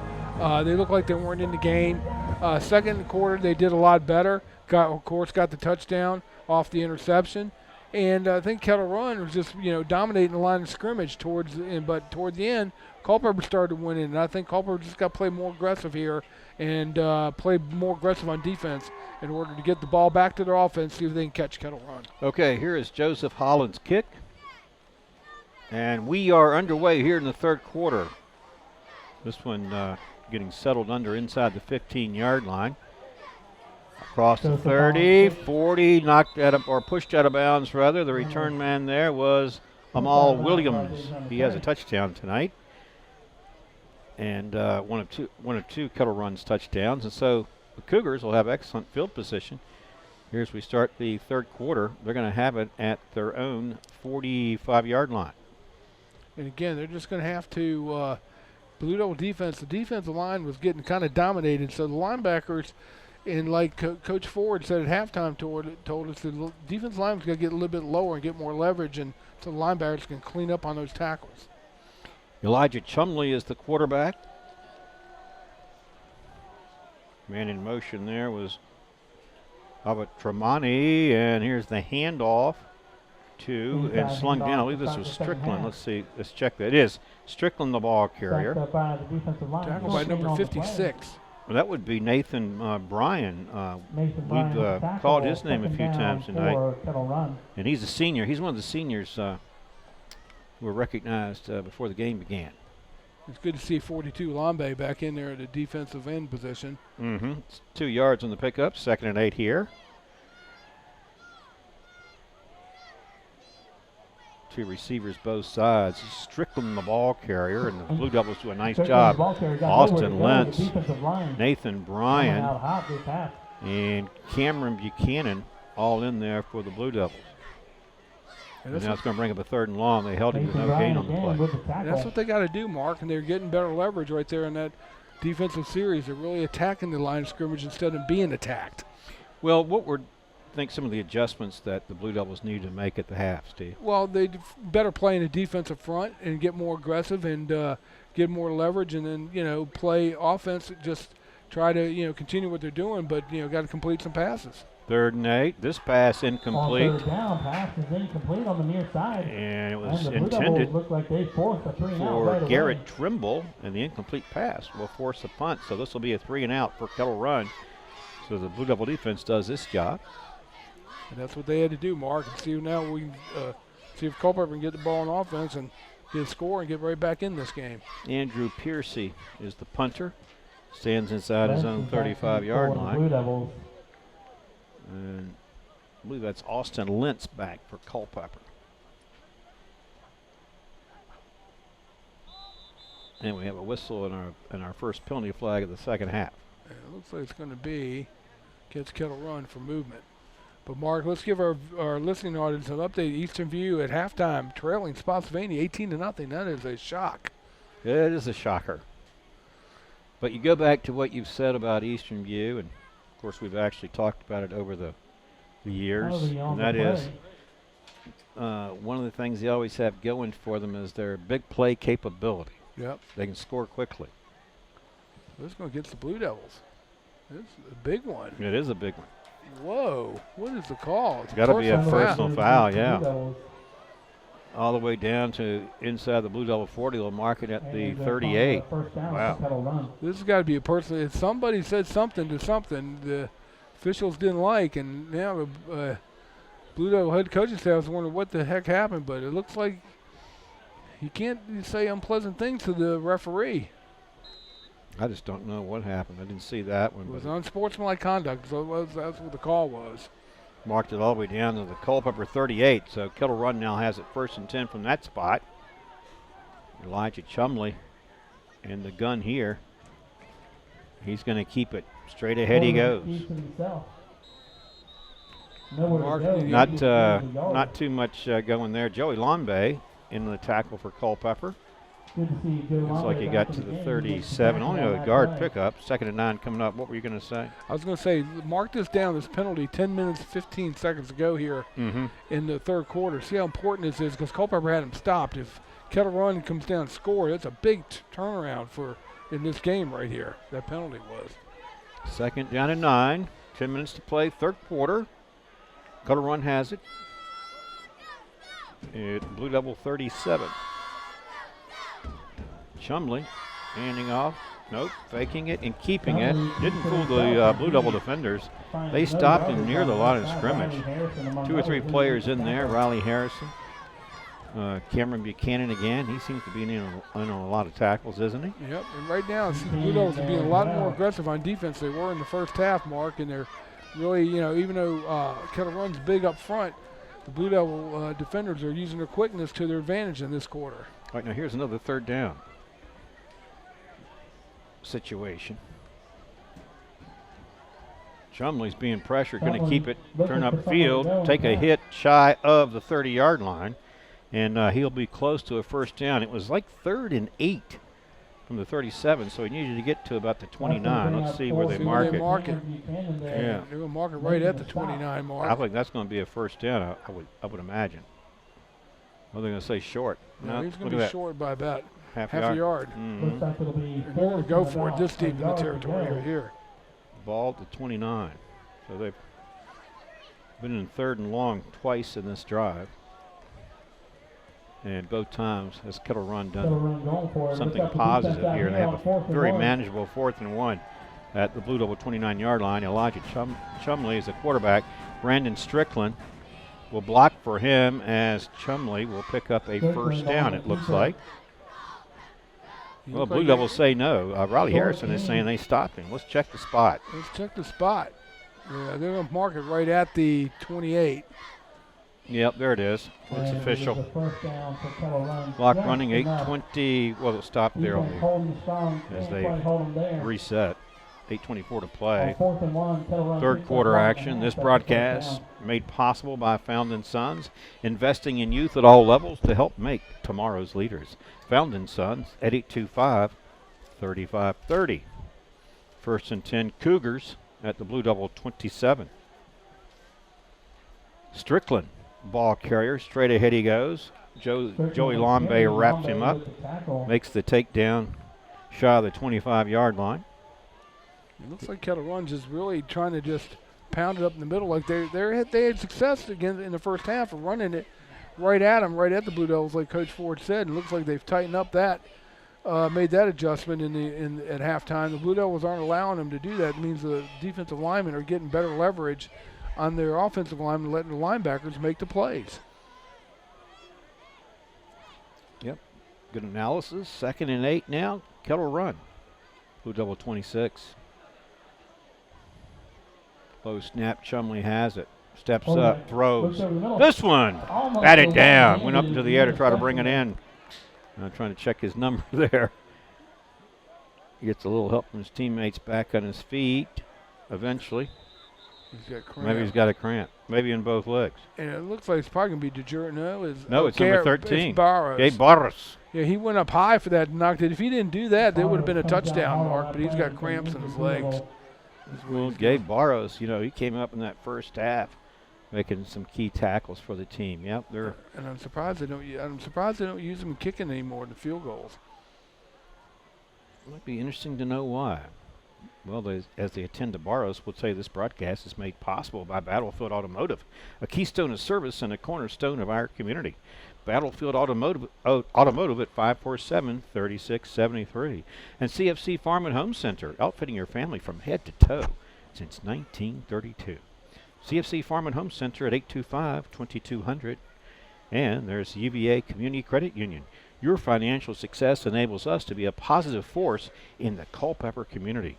UVA Community Credit Union at 888-887-9136. 7:17 to play here in the third quarter. And after the incomplete pass, Kettle Run faces a 3rd and 8 now from Culpeper's 26-yard line, where we witnessed Gabe Barros being assisted off the field. That's worse than I thought it was going to be, Steve. Well, the trainers there are smiling. I think it is cramps, so on that. But he was on the ground for a while. Wasn't he? What's that? We got an update score: Eastern View 7, Spotsylvania 18. Second half. The comeback begins. Here's Chumley. Plenty of protection. Throwing downfield. Long! Got an open receiver in the end zone. Threw it a little bit behind him, and he had some smoke behind that one. That one intended for Amal Williams. Looking for his second touchdown catch of the game, and he was wide open, Steve. He was wide open. There wasn't a defender within a mile of him. And all Chumley had to do was just throw a toss to him, and he couldn't make it accurate. Now it's 4th down. 4th and 8 from the 26. Would you try a 43-yard field goal here? Well, their kicker was hitting from 40 yards in pregame, but no, they're gonna go for it here again, try to see if they can get a first down.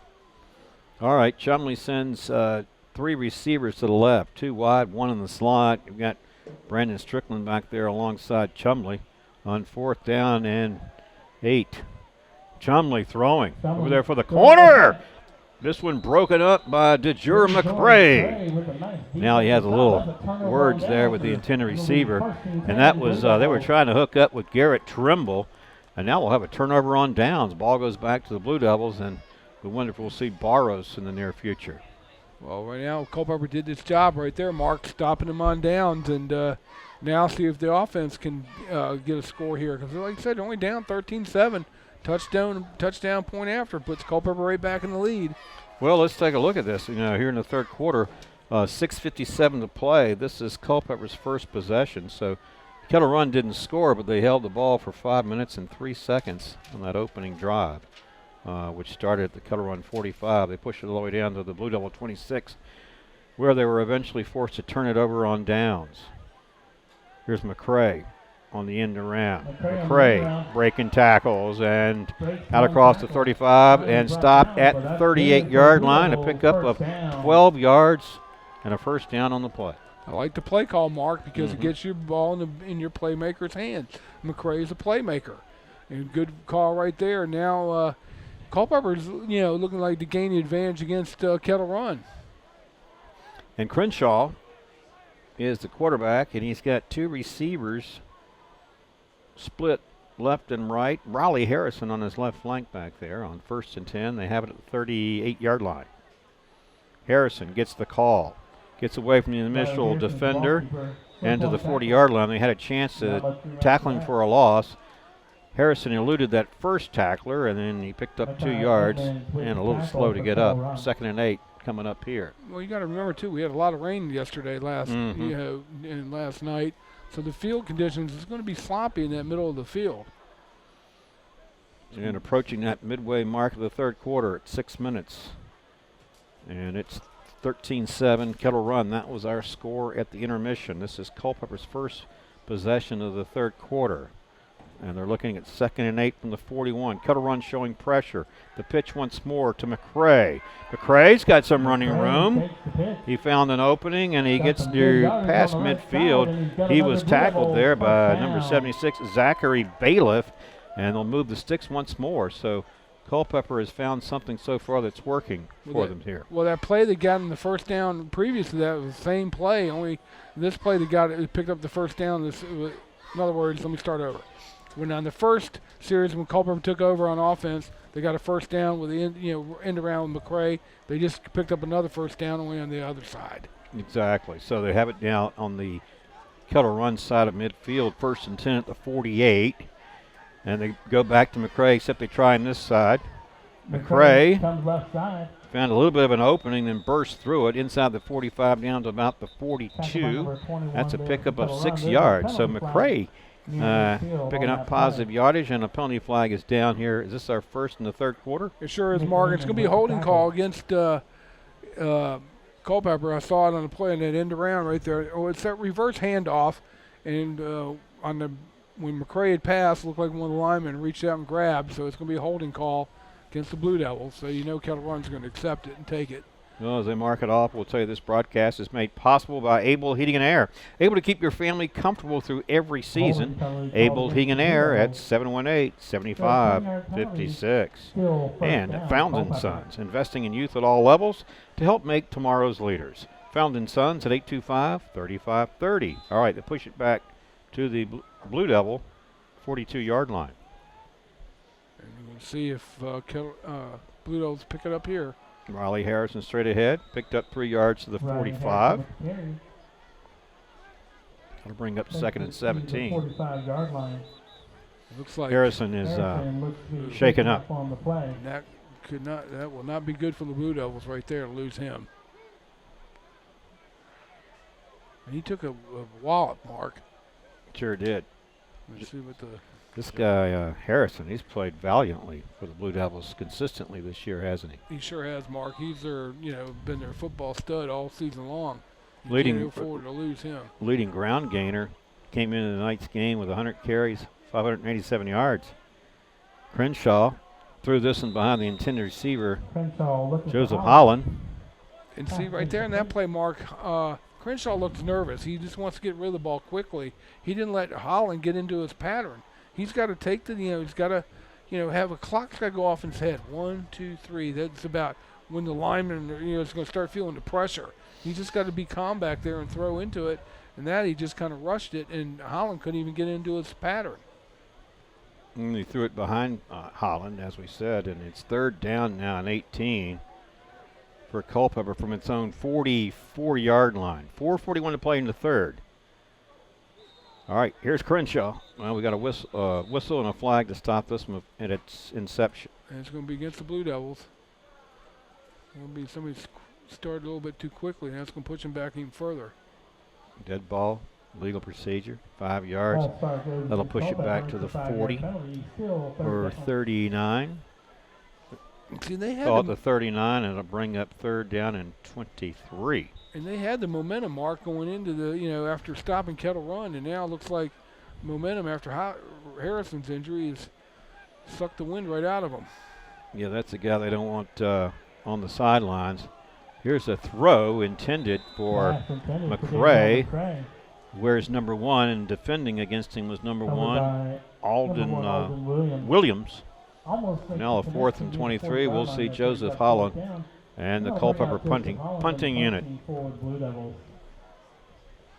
they got to punt here. They can't go for it with this game. It's close. Well, it's 4:24 to play in the third. It's 13-7 Kettle Run. It was 13-0 intermission, and or 13-7 at the intermission rather. Neither team has scored here in the third. Holland's kick. And it's just really a one-score difference in this game. This was bobbled, but pouncing on it there was number 5, Alexander Smith. And they're going to have it marked down at about the 27-yard line. That's where Kettle Run's offense will reset. Let's see what Culpeper can do defensively here and hold the Kettle Run Cougars and get the ball back on their offense. I'm trying to see if Harrison went back in as a linebacker spot, Mark. I don't see him out there. He's still walking on the sideline talking with the trainer. Boy, it looks like he's testing that ankle or that knee. So at the end of the first half, I was saying it was 13-7. So neither team has scored here in the third. And it's a one-score difference here because a touchdown would tie it for Culpeper. An extra point would win it. But, of course, Kettle Run will have something to say about that, including Mr. Elijah Chumley right here. Got across the 30, dove to the 32. 4 or 5 yard pick. It is a 5-yard pickup, 2nd and 5 on its way as we approach the 4-minute mark here in this third quarter. And you know what Kettle Run's going to do now, Mark, offensively? They haven't been in their passing game, hasn't been clicking tonight, so they're going to look to run between the tackles and pound Culpeper and wear down that Blue Devil defense. And with Riley and not Harrison not in there, they've got to get some big play. That linebacker, Lentz, has got to step up. Okay, Chumley, empty backfield. Quarterback snap. Or keeper, rather. Across the 40 to the 41. That'll be a first down for Kettle Run. And it looks like it's, it was replaced him with Josh Plaster. Josh Plaster in on the play as well. So first down for the Cougars. Got out to the 42. First and 10 from that spot. 3:20 to play. Third quarter. 13-7 Kettle Run. And you can So we're talking about the injured player, Riley Harrison. Have you spotted him along the... Yeah, he's on the sideline. You just showed and see on defense how important he is, Mark, from his linebacker spot. Chumley just ripped off a run for about 10 yards right there on quarterback run. Because, Harrison's going to be near that ball and point of contact. They fake it to Strickland, and then Chumley keeps it, dives forward to the 45. He'll pick up 3. 2nd and 7 Tackled after a short gain. is next. And Joseph Holland was on the initial hit. He's going to have to step up big, so it's Cam Buchanan. There's Riley Harrison right now. And so they're looking at that ankle. I think he twisted it pretty good when he... Yeah, he's just been a really tough competitor for this Blue Devil team, both sides of the football. And like I say, they can ill afford not to have him in there. All right, 2nd and 7, Cougars at their own 46. Chumley with Lambert beside him. Lambert, ball carrier. Got away from 2 defenders now, and stiff arms a third, but this third one, Cam Lacey, able to bring him down, but not before Lambert picks up first down yardage again for Kettle Run. Again, this is those 3rd and long, Mark, and those big plays that the Blue Devils are giving up on defense right now are hurting them. They've got to really come back and just regroup. Yeah, you lost your best defensive player for right now. He's injured, but someone's got to step up, and you got to maintain that intensity. They had the intensity to start the second half, but they've lost it right now. 12-yard pickup by Lambert. Kettle Run, first down and 10 at the Culpeper 43. Elijah Chumley this time with an empty backfield.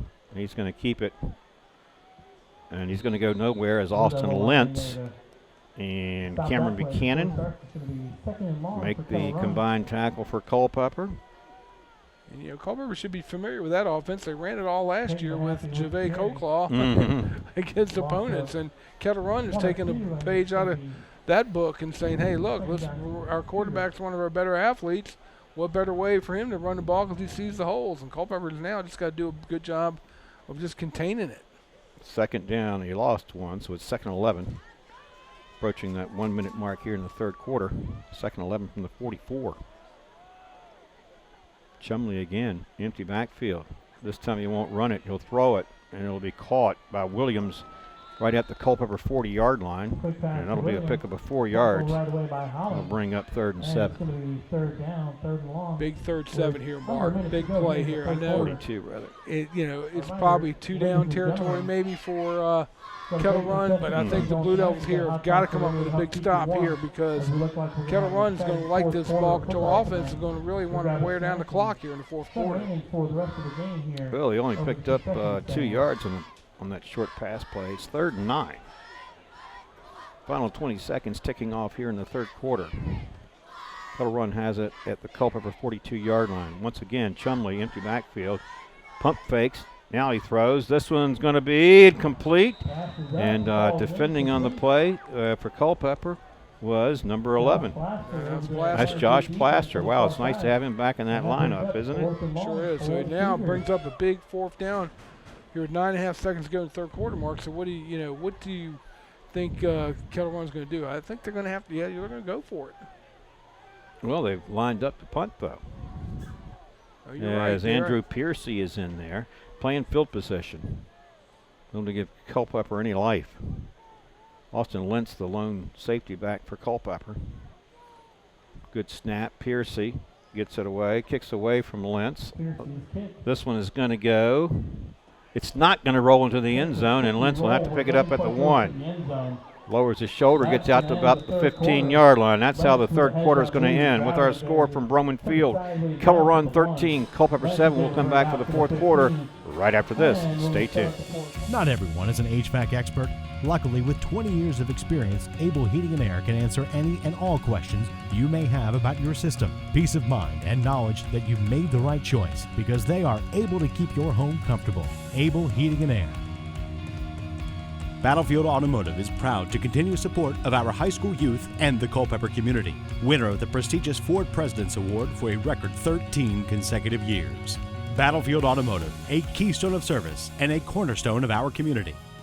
CFC Farm and Home Center, hometown service since 1932. Finding the right outerwear for the job is difficult.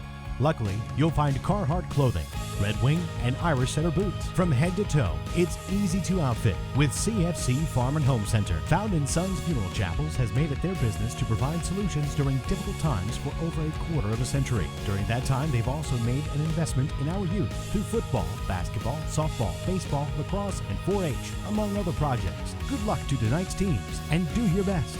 Mama May's Pizza and Subs at our new location on 620 Sperryville Pike. Still serves you the best in pizza, subs, salads, and so much more. Always fresh, always good, only Mama May's. UVA Community Credit Union is a not-for-profit financial cooperative owned by individual members like you. Your financial success enables us to offer better products and services to all of our members and to be a positive force in the Culpeper community. Start of the fourth quarter. Automotive, if they can make a field goal try. Culpeper has it. If your entrance ticket Start number this possession was and the quarter 1551, from its own 15-yard line. please come up to the press JoJo box. Crenshaw back there. 1551. Riley Harrison, thankfully, back in the game for the Blue Riley Devils. He's Harrison looking for gets some running back in room. the game. He Trying to can't pick up find Chuck any. Rhodes on the Instead, he right runs side. into a That's horde where of he's Kettle tackled. Run players. Again, if you've got Decked up in ticket those white number, your jerseys and entrance green ticket helmets and number, green all pants, of and you they who stop bought him a right ticket there at the tonight, line of look, if you're scrimmage. They might give him a half a 1551. yard. Well, Mark, they had his Come ankle up to taped the up, press so it box wasn't and let us know. ankle. We're gonna He's set you up to limping on a little bit, but take an that might have extra slowed him kick a field down goal. just a little bit. But it's good to have Harrison back in, but they just You took can him out. kick it, or you can have Got a somebody score kick it for update you. for you. Either way, It's Spotsylvania Battlefield 18, Automotive now is proud Eastview sponsor 14. of our field goal 18-14. try At in one the time, it fourth was quarter. 18-0. Third quarter. 18-14. Feels like an important year in history. It does. 18, the War of 18. That's 18-12. 18-12, yeah. Here is McCray. Took the McCray toss on the end takes around. the end around left He, too, side. can't find any running Cuts room to as field. Kettle Run snuffing that one out again, and they're going to stop him at the 16th. So now Culpeper has a Not third much and long there. here, Gonna third bring and up third 9. down for the Blue Devils. Opening minute here this fourth quarter. Kettle Run 13, Culpeper 7. That was our score at the half. And again, now here is a big third and play, Mark. They've got to get a first down, got to get some momentum here and get it back against this Kettle Run, because they can't let Kettle Run just hold on to the football and run out this fourth quarter.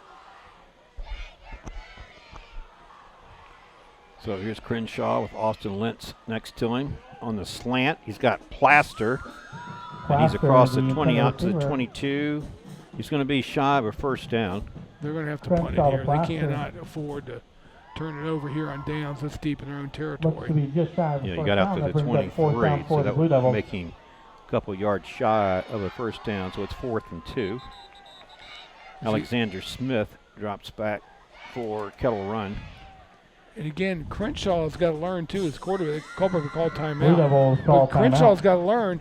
He's got to the timing again. He's got to learn to throw and wait till his receivers get to that down marker. Plaster hadn't broken into his pattern. As soon as Crenshaw got the ball, he wanted to throw it. And again, Plaster made a good catch, but he hadn't had enough time to run his pattern to get to the first down marker.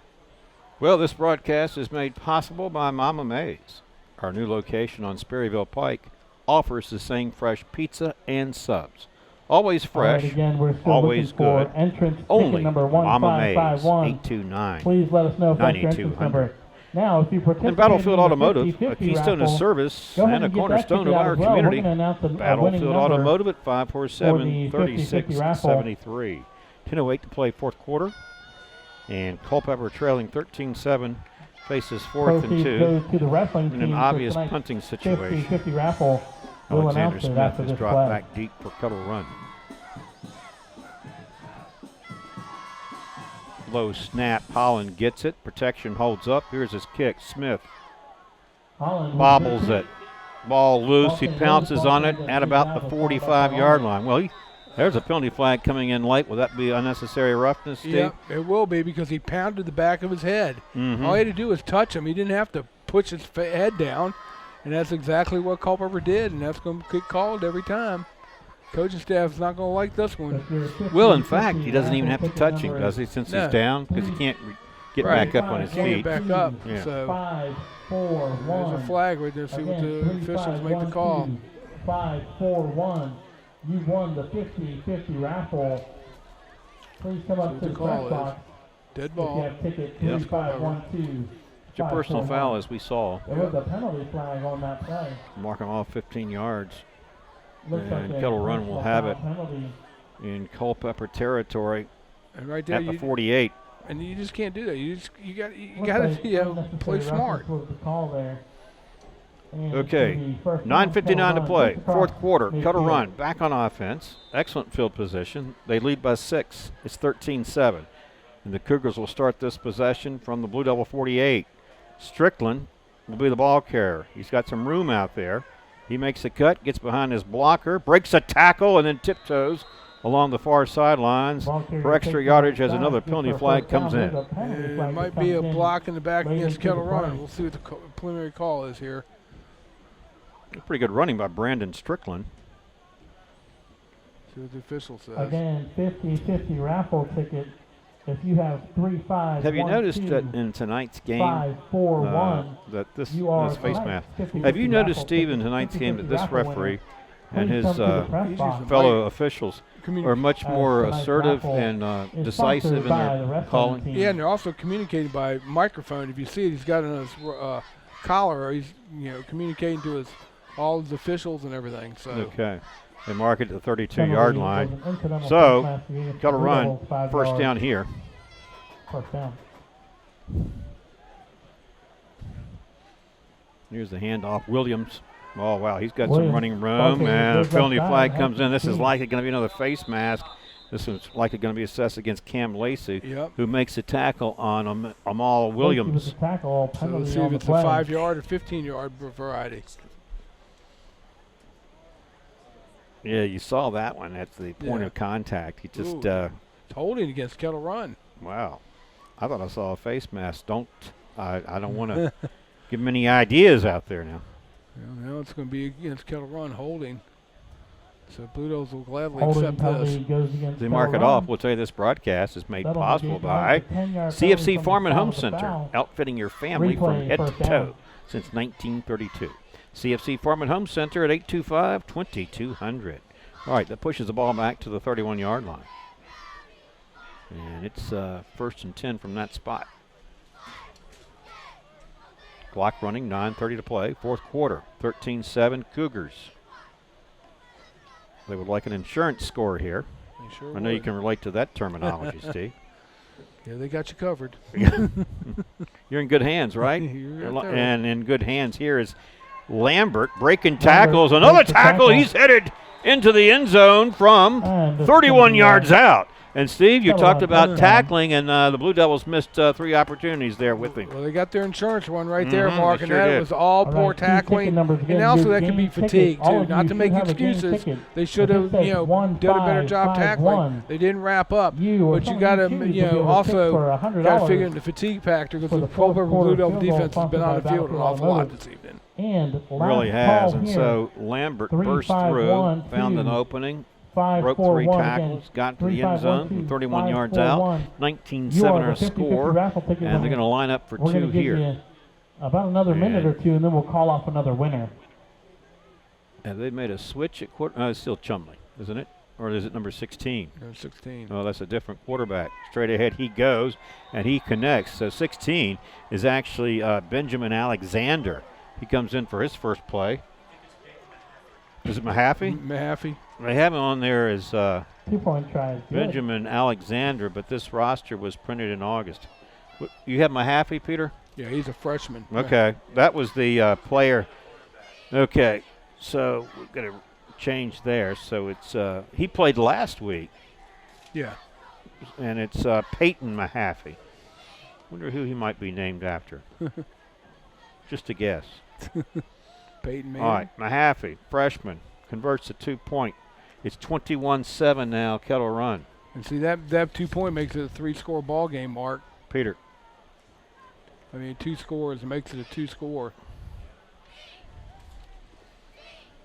Sure does. Well, we talked about an insurance score, and Kettle Run just got it. The second after we said it, Steve, you knew that was coming, didn't you? Yep.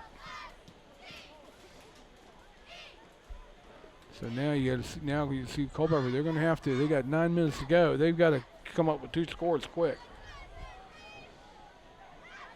And that has quieted the crowd some here too. Sure has. It took the wind right out of the Culpeper sails. I mean, but Culpeper, did a poor job tackling on that play. He allowed a run from 31 yards out. Pierce's kick keeps it on the ground. Squibber Buchanan gets on it. He's been sort of the return man tonight for Culpeper. This time he had to pounce on it to avoid the turnover. Now, if Culpeper, you got to sit there and you got to go through you got to tell your offense, give me good protection. Crenshaw's got to, two things Crenshaw does, it's got to improve on. Of course, it's always said it's footwork. But he's also got to quit locking into one receiver. He's got to scan the field, give his receivers time to run the route, have an internal clock going off in his head. After about 1 count, 2 count, 3 count, that's when he knows he's got to get rid of that football.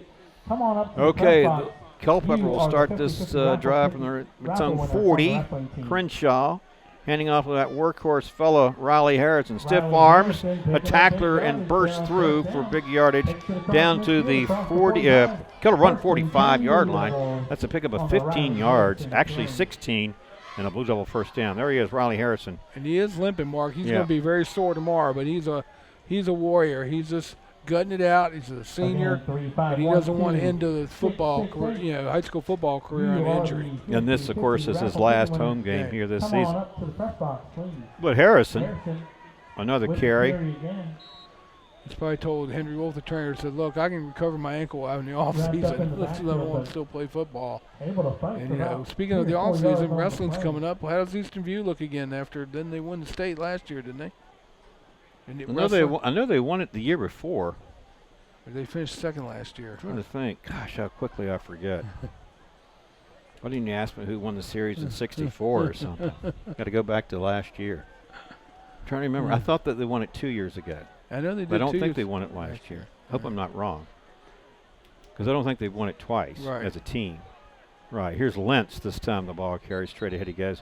Oh, you're right. Yeah, they lost. Didn't they lose it to Fauquier last year? No, it was. Not Fauquier. It was Christiansburg. No, they were at the 4A level. Right. Christiansburg's 3A.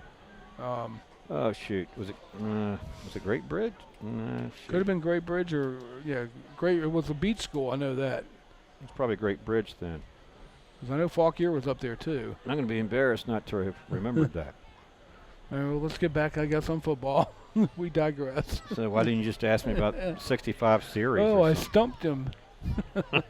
Yeah, but that happened in the recent past. Can we go back 40, 50 years? I'll get it. All right. 65 World Series. I couldn't tell you. I was 6. Who were the Minnesota Twins and Los Angeles Dodgers? Okay, Sandy Koufax. I was pitching. Koufax pitched for him. Yeah. Harmon Killebrew played for the Twins. It was a great series. Yeah. I was 8. You were 8. I was 6. Yeah. You weren't thinking about baseball then, were you? No, not at 6 years old. Not quite.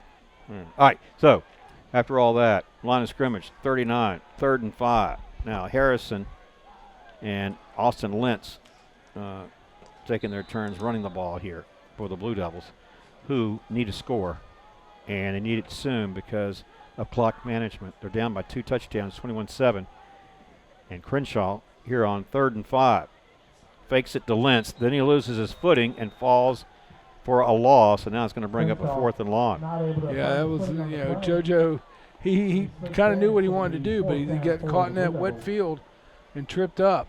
Lost 4 yards. That'll bring up 4th down and 9. I could just see Coach JT, James Thompson, the basketball coach, cringing a little bit, hoping that one of the star players didn't get injured. Maybe wincing a little, right? Yep, wincing is a good word. Well, speaking of Wentz, remember a Blue Devil we had, Matt Wentz? Yeah. He was a hitter, wasn't he? He was. Yeah, he could definitely hit you. Matt, make him Wentz. Yeah. 4th and 9 for Crenshaw here. Here comes the pressure. He throws. Got a receiver going up for it. Unable to bring it in was Joshua Plaster. That was a little out. Oh, I'm sorry, Joseph Holland rather. A little out of his reach, and now the Blue Devils will have to punt. We're at 6:25 to play here in this fourth quarter, Steve, and the punt. Holland's done a great job of pinning Kettle Run back, particularly in that first half at least. And this is where the Blue Devil defense is going to have to really suck it up. Even if you're fatigued, you're going to have to stop them here if you have any chance of winning the football game. They did, Mark, and of course they're not punting because Culpeper, that was 4th down. Oh, you're right. Turnover on down, so it's 4th down, right. 3, 5, 1, 2, 6, 6, 8. Please come to the press So box. Kettle Run back on offense with a turnover on downs. Excellent field position. Cougars have it at their own 43. Chumley, hand it off. Strickland, ball carrier. Blue Devils come up to meet him with a bunch of blue jerseys there, and they stop him after a nominal pickup of perhaps a yard. And the Blue Devils have to understand that Kettle Run's not going to put the ball in the air here. They're going to be content to run out this clock, Mark, leading by a score 21-7. Blue Devils now have to go for the strip. They got to making sure they make contact with the ball carrier and make a sure tackle, but try to force a fumble here real quick, and so they can get the ball back in the offense. Gain 2. It's 2nd and 8. Under 6 minutes to play here in the fourth and final segment. 21-7 our score. Elijah Chumley, the quarterback. Hands off again. Nope, he fakes it. Strickland straight ahead he goes. There goes Chumley straight ahead through the middle. And he's going to take it to the house. This is actually Mahaffey, the backup quarterback. Peyton Mahaffey, the freshman, scores from 55 yards.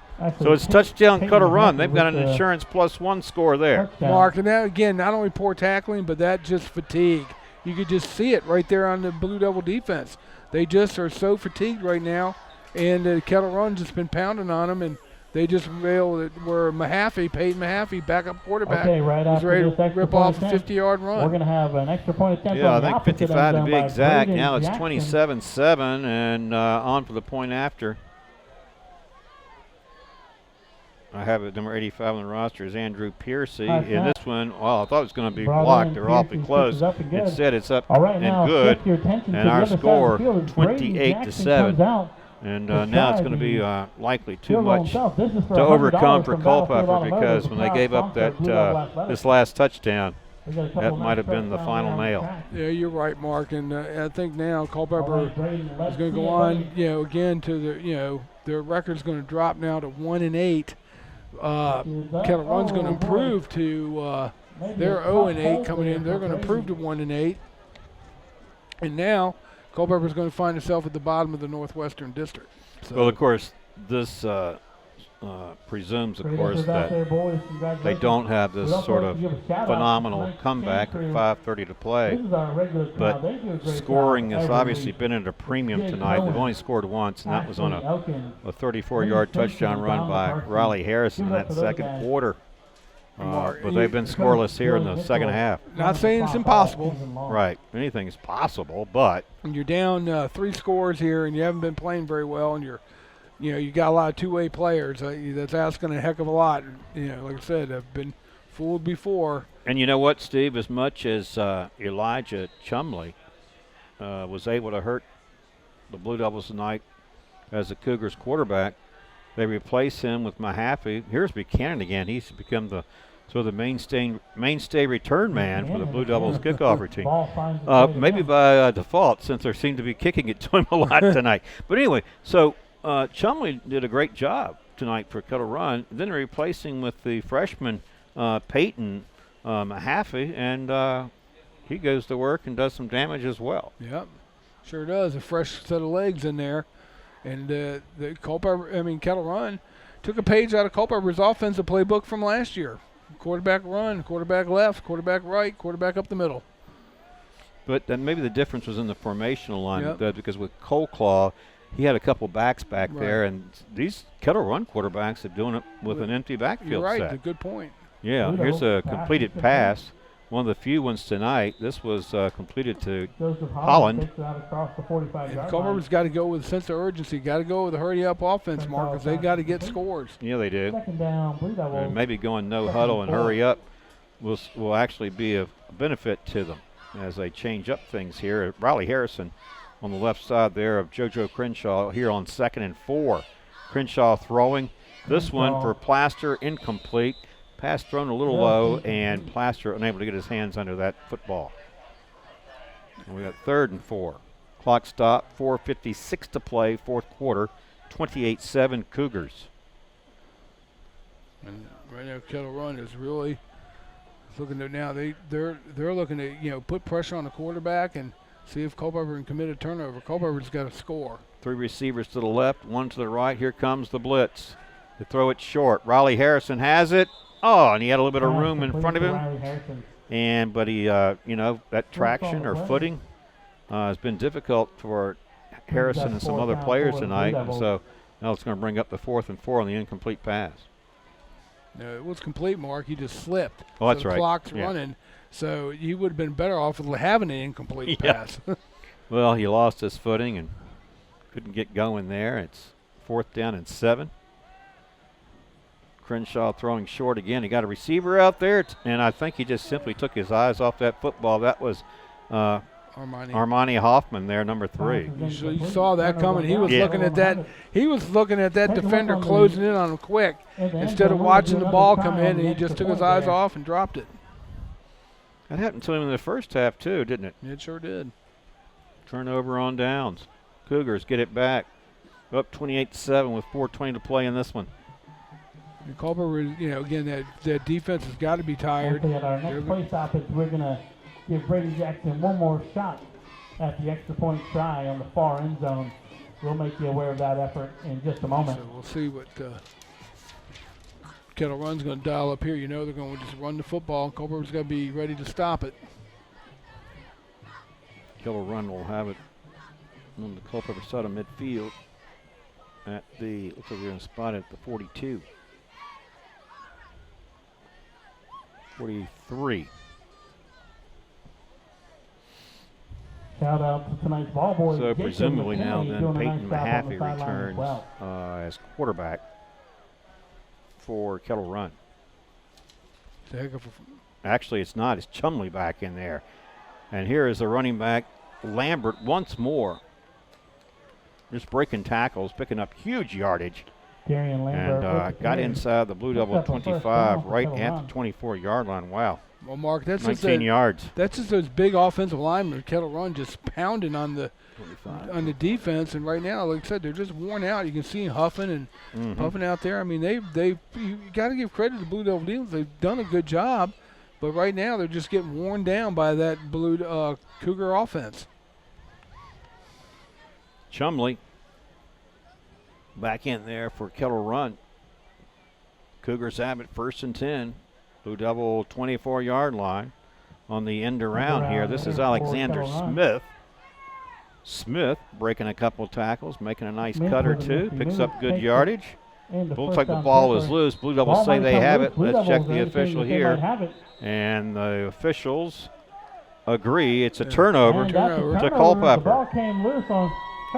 Well, Smith had the carry. That was his first of the night.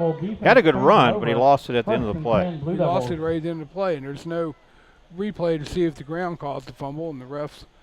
Now it looks like Culpeper is going to take over. Ladies and gentlemen, our cheerleaders have been doing a great job all season long. And I want to see if I can get an update on an Eastern View. Let's give a shout out to Emily Arzola.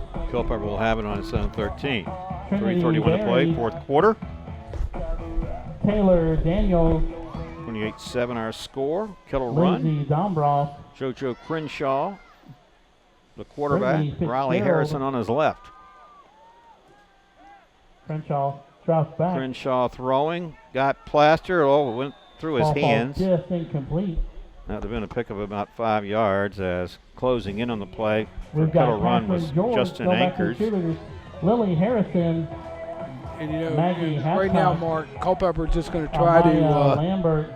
what they want to do is they want to throw that Annabelle football, Lunsford, but they got to, got to catch it first. Chloe Mullins, Got to catch it before you run. Well, this Courtney broadcast Mullins, made possible by Fountain Sons, Caitlin investing Riojas, in youth at all levels to help make tomorrow's leaders. Finley Scott Fountain Wilkins, Sons at 825-3530. Victoria CFC Farm and Soderholm, Home Center, outfitting your family from head to and toe Yara since Williams. 1932. With CFC Farm and Home coaches Center at Adrian Mullins and Shelby 825-2200. Let's make some noise for the CCHS 2019 cheer team. Here is 2nd and 10. Blue Devils from the 13. Austin Lentz now. Whistle, stoppage before this play goes. Kettle Run, your So varsity cheer penalties team's on, been is doing it a great job penalty? all night too.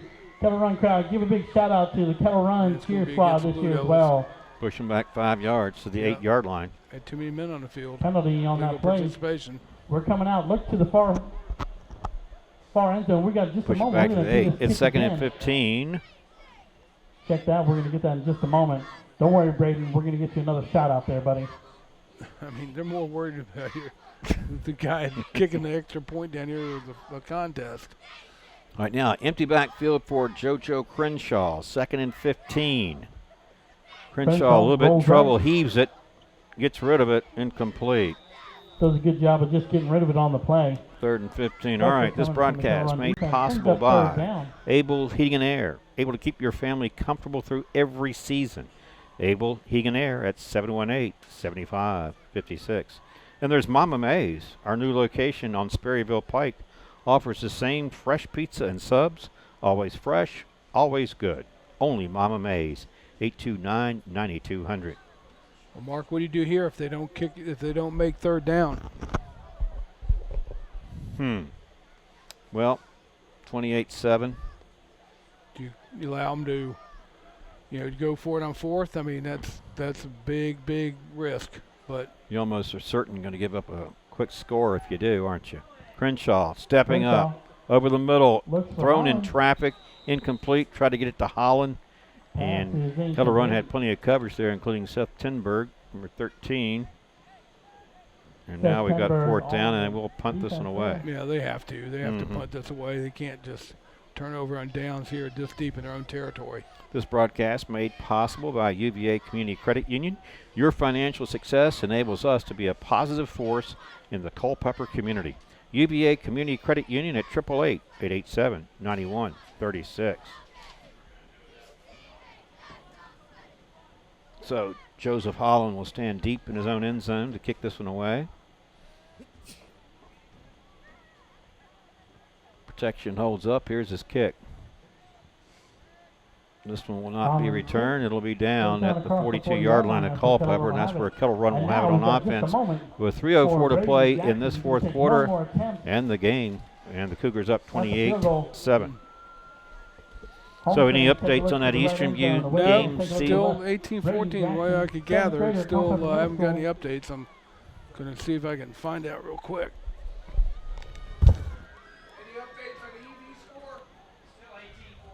Braden Jackson's kick. That's something. That must be a good one. Great effort out there, 18-14. Braden. Yeah. You are the man. So Kettle Run, brother, back on offense. Thank you again Culpeper to 41. Battlefield Automotive for sponsoring that fourth quarter field goal attempt. And this is the handoff to a player we haven't called tonight from that position. Number 84, another Phantom. Another Phantom player At least on our roster. from our roster. We have the Phantom roster is what we have. The only Phantoms that should be allowed would be the Phoebus Phantoms. Phoebus Phantoms. And the Phantom of the Opera. So is Phoebus the only school in the Virginia known as the Phantoms? Yep. I don't know of any other. That's a good one, isn't it? It is one. Phoebus Phantoms. I like the alliteration. Yeah. Clock running, 2:20, fourth quarter, 2nd and 9. Your running back straight ahead. Running back Gang picks it tackle up the him middle. at the Picked up 35-yard I was line. thinking of another team nickname. How many teams you know the name? The Tackle. Crusaders. Culpeper In junior called high school timeout. league? Yeah. Wow, that's a tough one. I don't know either. I'm asking, so. I can't think of any because the only school I can think of is Holy Cross, Yeah. the college team. I'm thinking about maybe some private schools like. There might be some private schools known as the Crusaders, but I don't see enough of them to know, and really don't keep up with them. All right, looks like one of these teams has called a timeout. 2:08 to play. You're looking at Brandon Oots, assistant head coach and acting head coach this year, as the head coach James Ford has been out and unavailable with his illness, but we saw him tonight. Looks good for the second time this season, and thought he was looking improved and looking pretty good. Yeah, he's a little disappointed that how the Blue Devils are playing, but again, this has been a far different season than he anticipated. I know that, and he's got to concentrate on getting well for himself and his family. And the Blue Devils, they're just tired right now in defense. They just you got to give Kettle Run credit. They beat him. They beat him up front. And as I said in the pregame, it's going to be one up at the line of scrimmage, and Kettle Run has won that battle. Still, we got some reserve players in there for the Blue Devils in clean uniforms, sort of give it away. And off again to the same running back. He's dumped by Cameron Buchanan. Some of those players include, I think it was number 57. It is. That would be Logan Fitzgerald. He's the brother of Darrell, right? Mm-hmm. Who's playing, at Bridgewater, we were told? Yeah. Number 50 is it we mentioned him, though. No, we haven't. Culpeper calls another timeout. 2 minutes to play. And the update score is still 18-14. Spotsylvania over Easterview. It's in the fourth quarter, so we'll see what this, wonder if Easterview can pull it out. 14. We took a little trip. Took a little trip with me. No. I was thinking about the Battle of New Orleans. No. Isn't that how the song goes? In 1814, we took a little trip. I see. We took a little bacon and we took a little beans and we fought the bloody British at the Battle of New Orleans. We fired our guns and the British kept it coming. Remember that? I don't think you sang that. All right. 2 minutes. Kettle Run showing some clean uniforms. The reserve players are in there as well. Yep. You're on 4th and 4. Fumble on the play. Big hit. Ball is loose. Picked up by the Blue Devils. And they'll have it. And that was Buchanan. Yeah, it was Buchanan, number 53. But that came a little bit too late, Mark. Too little too late. Yep. The minute 53 to play. 28-7 our score. Kettle Run looking ahead. Blue Devils, of course, we mentioned this is their last home game this year. Yeah, they got to travel up to face the Millbrook Pioneers, and Millbrook is going to, a big game tonight is it's battle for the Northwestern District. It's Liberty and Hanley. Well, I sort of like Liberty in that one. So, don't you? I do too. As far as who you think would win, of course, anything can happen. Well, Liberty's undefeated. They win tonight. They lock up the Northwestern District title. Crenshaw, the empty backfield now on 1st and 10 at the 46. He's going to step up. He's going to air it out. He's going to throw it deep. And the closest player there would be a Kettle Run defender. Did he intercept it or drop it? No, he didn't catch it. So now back to 2nd and 10. So then we mentioned this regular season. Culpeper will wrap it up next week on the road to play the Pioneers of Millbrook. And we'll be over at Easterview in a battle against Chancellor. And Chancellor is on a 4 or 5 game winning streak too, and so they got a tough battle right now with Spotsylvania. So here's Crenshaw again. Plenty of time. He's throwing. Got a receiver. That's Lentz, Austin Lentz, out to the 25-yard line. That was maybe their biggest play of the game, at least here in the second half. Well, it was. And see, what Crenshaw did on that play, Markins took his time. And he was able to, hook up with Lentz. And the protection held up for him. That's true. So now they're. And as a former offensive lineman, you always appreciate that, don't you? Yep, the clock's running just a little bit too late, too much. All right, 1st and 10 Blue Devils. Cougars 24-yard line. Minute 25 to play. Empty backfield. Crenshaw thinking pass all the way. Airs it out. Coming up under it. Looks like it's Holland. And it is. No, it's Plaster. Plaster from 24 yards. Touchdown, Blue Devils. And it was Hoffman to Plaster. from 24 yards out. What a catch there by Jacob Plaster to make that catch right there in the end zone, Mark. Yes, Plaster. Josh Plaster, isn't it? Yeah, from JoJo Crenshaw. And remember, Plaster, who's now the holder, just returned to the lineup tonight. Yep, but now with a throat infection.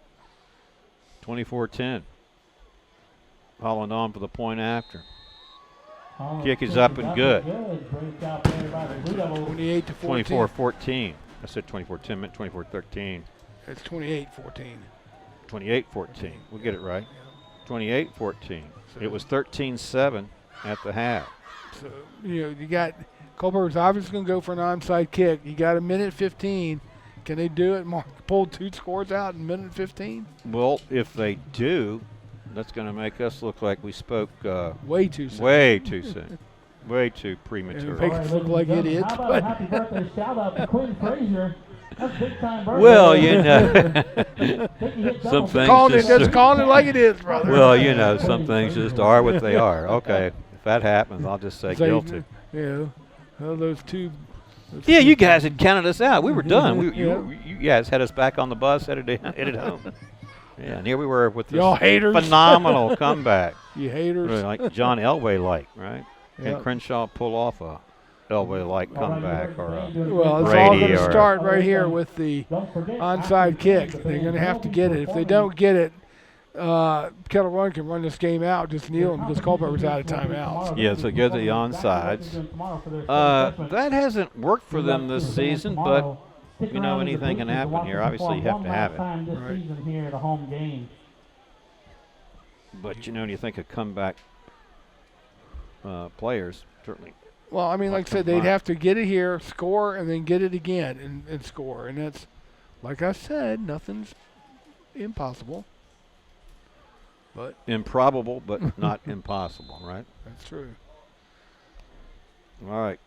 Here's the onsides. Onside try. Nicely fielded by Kettle Runs. Recovered by Kettle Run. Jonathan Keene. It didn't even go to 11 to 10 yards, I don't think. I don't think it did either, yeah. So now if Kettle Run, all they're going to do is they're going to want to take care of the football and just take a knee with a minute 14 here to go. Culpeper can't, I don't think Culpeper will stop the clock. Spotsylvania defeats Easternview by a score of 18 to 14. Did you just hear that? Spotsylvania defeated Easternview 18-14. Wow. I was so wrong. I thought that I had said last week I didn't think Easternview would have that big a problem with Spotsylvania, and I couldn't have been any more wrong. Spotsylvania must have their running attack and their defense just playing their big and physical. Does that mean that, so that was Easternview had a 44-game regular season game streak going. That was snapped, yeah. Wow. That was snapped, and now that's going to drop them in the rankings. It's going to drop them in the, probably, down to third position. And so they got to win against, they got a big game. That makes the game next Friday night against Chancellor even more important for Easternview as far as seedings go in the playoffs and whether or not they but see, Spotsylvania's got a loss. Spotsylvania's lost to Brentsville. Who's the other loss? They got a district loss. I don't know, but we see King George. Kettle Run taking a couple knees here to work on these last seconds, the final 15 about to tick off. And Steve, obviously, Kettle Run's going to get the win tonight, 28-14, as these final 10 seconds now kick off. And as we look back on this season, and I know they got a game against Millbrook next week, but that's on the road, we won't see them anymore. What some of your takeaways this year about Culpeper on the positive side? What did you see that you like that they can build on? Because they have 3 juniors in Riley Harrison, JoJo Crenshaw, and I think the other one was Holland, right? Yeah, they got a good nucleus to come back with, Mark, and they're just going to have to build on it. They're going to have to regroup and practice this week and see if they can give Millbrook a tussle. But they just got to, with Coach Ford coming back and be able to get his offense in there and be able to run and see what players he can get. It's all about getting good players and getting them in the weight room over the off season. All right. Well, that'll do it for us tonight here at Broman Field. Once again, our final score is Kettle Run 28, Culpeper 14. Kettle Run improves to 1-8 on the year, and Culpeper drops to 1-8. All right, for Johnny Krawchuk and Steve Peacock, I'm Mark O'Connell saying thanks for watching and supporting Blue Devils football here on the Culpeper Media Network. Have a great weekend, everybody, and stay safe. And we will plan on seeing you next Friday night from Cyclone Stadium as the Cyclones play host to the Chancellor Chargers. So long.